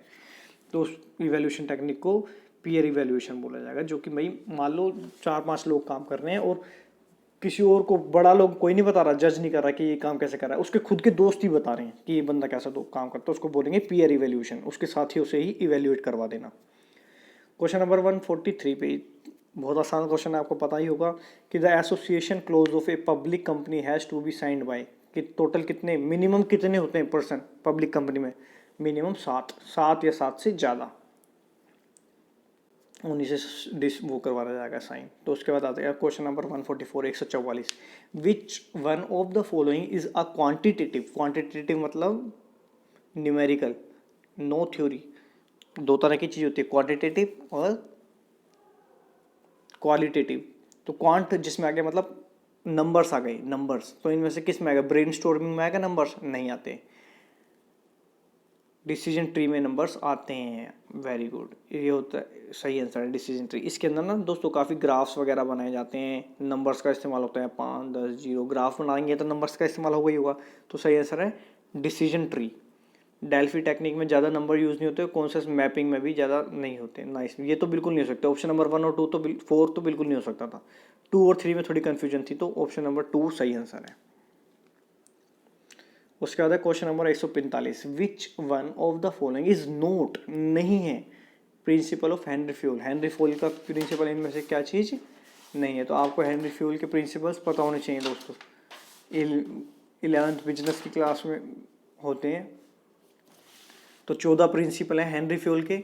डिवीजन ऑफ वर्क और labour, balancing authority and responsibility, discipline, unity of command, unity of direction, subordination of individual interest to generate general interest, remuneration, centralization, scalar chain, order, equity, stability of tenure of personnel, initiative, esprit de corps। तो ये 14 होते हैं, इन 14 में unity of control नहीं है, उन्होंने Henry fuel ने unity of control का जिक्र नहीं किया। तो नोट वाले में आ जाएगा, नोट पे ध्यान देना है, नोट से हो गया ये नहीं है, बाकी सब के सब हेनरी फ्यूल के प्रिंसिपल्स। आगे आ जाओ question number 146, 146। Which among the following is a long term solvency ratio, इनमें से कौन सा जो है लॉन्ग टर्म सोल्वेंसी रेशियो है? ठीक है, लॉन्ग टर्म तक जो चले। तो सिंपल सी बात है, आपको शब्द ये नाम सुन के पता चले, प्रॉपर्टी, प्रॉपर्टी लंबे समय तक चलती है, ऐसे भी अगर ध्यान ले दो तो आप, यही सही आंसर है। ठीक है, अर्निंग पर शेयर क्या हो गया? एक अर्निंग शेयर के पर, वो तो कभी भी लॉन्ग टर्म नहीं हो सकती। शेयर आप पता है ना कभी भी डूब सकते हैं और चाहे तो लंबे समय तक चल सकते हैं, लेकिन आप श्योरिटी के साथ नहीं कह सकते, तो ये नहीं हो सकता था। ग्रोस प्रॉफिट रेशियो, ये भी 1 साल का होता है ग्रोस प्रॉफिट। तो कैपिटल टर्नओवर रेशियो, कि टर्नओवर भी साल का होता है। लंबे समय तक की चीज़ सिर्फ यही रह गई, बाकी सब 1-1 साल के हो गए। ये 1 साल का 1 साल का, और इसके बारे में कुछ नहीं कह सकते। तो ऑप्शन नंबर 3 आसान था बिल्कुल। तो ध्यान लगाओगे, ठंडे दिमाग से सोचोगे तो आंसर आसानी से आप को मिल जाए। अब देखो ये कितना सा क्वेश्चन था, इसमें बहुत टाइम बचाए के कर सकते हो इस क्वेश्चन को, लेकिन लोग इसमें भी टाइम वेस्ट कर देते हैं सोल्व करने के चक्कर में कि भाई ए बी पार्टनर्स थे, 3:2 उनकी रेशो थी पहले, नया पार्टनर आया 1/5 शेयर के लिए। तो जो उसने नया जो बंदा आया उसने दोनों पुरानी पार्टनर से थोड़ा उन बराबर मात्रा में हिस्सा लिया है, ठीक है। तो नई प्रॉफिट शेयरिंग रेशो निकालो, तो इसको बच्चे सोल्व करने लग जाते हैं लंबे मेथड से, वो गलत टेक्निक है। आप यहाँ पे देखो आसान टेक्निक है, मैं आपको बताता हूँ। वो क्या कह रहा है, नई वो जो आया सी, जो नया बंदा आया उसकी कितनी होगी 1/5 रेशो, ठीक है। तो सी का जो होना चाहिए 1/5 होना चाहिए, तो हम लिख लेंगे ये और ये रेशो ए बी सी, पहले ए की होगी फिर बी की और फिर सी की। सी का कितना चाहिए 1/5। तो हमको ए और बी का तो नहीं पता नया, लेकिन सी का तो पता ही है, सी का तो 1/5 होगा। तो सी का 1/5 होगा, यहाँ पे मैंने देखो समझा भी दिया आपको लिख के। तो हम निकालेंगे सी का हिस्सा कैसे निकालेंगे, इसमें पहले इसमें सी का हिस्सा कैसे निकालूंगा, 5/9, 5/, नीचे टोटल कर देते हैं, 3 और 1 4, 4 5 9। तो क्या ये इनको काट पीट के 1/5 आ रहा है, नहीं आ रहा, तो ऑप्शन 1 नहीं हो सकता। फिर ऑप्शन नंबर 2, इसमें लेगा सी का निकालेंगे दोबारा, क्योंकि हम सी का देख रहे हैं सिर्फ, क्योंकि सी का मुझे श्योर पता है। तो 2/10, क्योंकि टोटल कर लिया 5 और 5 10, तो इसको काट के क्या बन गया 1/5। तो ऑप्शन नंबर 2 आसानी से आंसर आ गया हमारा, ऑप्शन 2 सही आंसर है, ठीक है। और दूसरा तरीका, उसको लंबे वाला मेथड अगर आपको करना है तो क्या करोगे आप, क्या करोगे, लंबा वाला मेथड भी बता देता हूँ मैं आपको, चलो। कि भाई पहले लिखा 3/2 लिखा, घट गया, ए ने किसको दे दिया, सी को दे दिया, कितने दे दिया, सी को दे दिया 1/5 का हाफ, 1/5 का हाफ। इसी प्रकार ये तो निकल गया ए का, फिर निकाल लो बी का और फिर सी का। तो ये लंबा वाला मेथड हो जाता है काफ़ी, तो उससे नहीं करना, जो मैंने समझाया आपको इससे करना है। उसके बाद आ जाता है क्वेश्चन नंबर 148, ये भी एक बहुत इंपॉर्टेंट क्वेश्चन है, डेवलपमेंट टॉपिक है पूरा, जो कि ब्रूस टुएकमैन ने दी थी इसकी थ्योरी। तो उसके बारे में आपको बताना चाहिए, इसमें उन्होंने 5 स्टेज बताई थी। तो टोटल 5 स्टेज होती हैं। पहली स्टेज, जैसे मैंने ऑप्शंस में लिखा भी हुआ है, पहली स्टेज होती है forming stage, forming, storming, norming, performing और एडजॉर्निंग। फॉर्मिंग में बनाते हैं, ठीक है, जैसे कि। उसके बाद स्टोर्मिंग, स्टोर्मिंग में क्या होता है, दूसरों की कमियां पता चलती हैं। नॉर्मिंग में क्या होता है, लोग हमारी अच्छी चीज़ों को नोटिस करना शुरू कर देते हैं और अप्रिशिएट करते हैं। फिर परफॉर्मिंग, फिर वो पुराने हो जाते हैं तो काम करने लग जाते हैं, परफॉर्म करने लग जाते हैं, अच्छा काम एक्सपीरियंस हो जाता है उन्हें। उसके बाद एडजॉर्निंग, एडजॉर्निंग में क्या, फिर जब वो बूढ़े हो जाते हैं उनको निकाल दिया जाता है ठीक है। तो ये 5 स्टेज होती हैं, तो ये आपको पता होनी चाहिए। क्या क्या इसमें पता होना चाहिए कि किसने दी थी, ब्रूस टुएकमैन ने, और इसमें टोटल 5 स्टेजेस होती हैं। तो इसमें से क्या पूछा जाए, third stage of group development, third stage को कौन सी स्टेज होती है, थर्ड स्टेज होती है नॉर्मिंग। तो रट लो दोस्तों, फॉर्मिंग, स्टोर्मिंग, नॉर्मिंग, परफॉर्मिंग और एडजॉर्निंग। देखो कितना मुश्किल से इसने पूछ लिया, थर्ड पूछ लिया, कल को वो पूछ ले सेकंड या फिफ्थ, तो ऐसे आपको रटा होना चाहिए। उसके बाद क्वेश्चन नंबर 149 पे, 149 पे वो क्या कह रहा है, एक कंपनी है जिसने 2000 इक्विटी शेयर्स को 100 रुपये का एक है इशू किए हैं, 2000 इक्विटी शेयर्स इशू करें और एक शेयर की कीमत 100 रुपये है। कंपनी ने टोटल 20,000 रुपये कमा लिए टैक्स पे करने के बाद। The market price of these shares is ₹160 पर शेयर। और अभी क्या कीमत चल रही है इनकी, 160, मतलब अच्छी कंपनी है, ठीक है ना। शेयर मार्केट में शेयर की कीमत हो गई है 160, लेकिन इन्होंने कितने रुपये लिए थे, सिर्फ 100, ठीक है। On the share dividend has been paid at the rate 8 per share. तो डिविडेंड, शेयर होल्डर्स को कितना कितना डिविडेंड मिल गया, 8 रुपये डिविडेंड मिल गया दोस्तों। तो find out cost of equity capital using earning yield method. दोस्तों तो ये फॉर्मूलेज आपको रटे होने चाहिए, बहुत अलग अलग मेथड्स हैं। तो इन्होंने कौन सा मेथड पूछा है, अर्निंग यील्ड मेथड, ठीक है।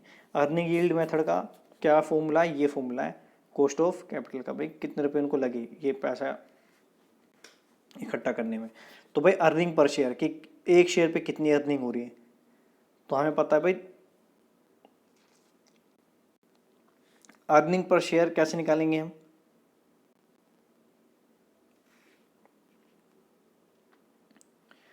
अर्निंग पर शेयर कैसे निकालोगे आप, ये शायद बाई चांस ये गलत लिख दिया है, 10 नहीं है 8 होना चाहिए, अर्निंग तो 8 रुपये लिखी हुई है, ये 8 होगा दोस्तों, आई थिंक थोड़ा मिसप्रिंट हो गया है, ठीक है 8 होगा, तो उसके बाद सही आंसर आपका आ जाएगा ऑप्शन नंबर 1, 6.25%। ठीक है। नेक्स्ट आ जाता है a promise to pay by accepting partly at some future date. ठीक है, उसको क्या बोलते हैं, टाइम ड्राफ्ट। तो जैसे नाम से पता चल गया भाई फ्यूचर डेट है, तो वो टाइम से रिलेटेड होगा। ठीक है। प्रोमिस नोट कुछ नहीं होता, प्रोमिस नोट कुछ नहीं होता, डेट मैनेजमेंट कुछ नहीं है मैनेजमेंट, टाइम मैनेज नहीं होगा तो टाइम ड्राफ्ट होगा। सही आंसर हो गया हमारा टाइम ड्राफ्ट। एलिमिनेशन मेथड से इजीली आंसर पता चल गया ऑप्शन नंबर। तो भाई a promise to pay by accepting party at some future date, उसको बोला जाता है टाइम ड्राफ्ट। तो दोस्तों इसी से ये हमारा लास्ट क्वेश्चन था। आशा करता हूँ आपको ये वीडियो अच्छी लगी होगी। आपको अच्छी लगी तो प्लीज़ एट लीस्ट आप लाइक कर देना वीडियो को, कमेंट करके बताना कहीं पे कोई कमियां लगी हैं तो हम उसको सुधारेंगे। और डिस्क्रिप्शन बॉक्स में आप प्लीज़ देखना, हम क्योंकि अपडेट करते रहते हैं। कोई जैसे कि मैं 2019 वाली एस्टेट का एग्ज़ाम वाला है, उसकी वीडियोस का लिंक आपको डिस्क्रिप्शन बॉक्स में डाल दूंगा। पार्ट 1 जो कि चाइल्ड पेडागोगी वाला है वो भी इंपॉर्टेंट है, उसका भी लिंक आपको मैं डिस्क्रिप्शन बॉक्स में डाल दूंगा। और प्लीज़ शेयर भी करना वीडियो को, व्हाट्सएप स्टेटस में लिंक डाल देना। टेलीग्राम ग्रुप मेरा ज्वाइन कर लेना, टेलीग्राम ग्रुप है उसमें आपको पीडीएफ मिल जाएगी। और पुरानी वो मैंने एक इसके अंदर प्लेलिस्ट बनाई हुई है कॉमर्स से रिलेटेड, आप प्लेलिस्ट की वीडियोस चेक कर सकते हो। और बेल आइकन को प्रेस कर लेना और मेरा चैनल सब्सक्राइब कर लेना ताकि मुझे मोटिवेशन मिले, मैं और भी वीडियोस आपके लिए बनाऊँ अच्छी अच्छी। Thank you.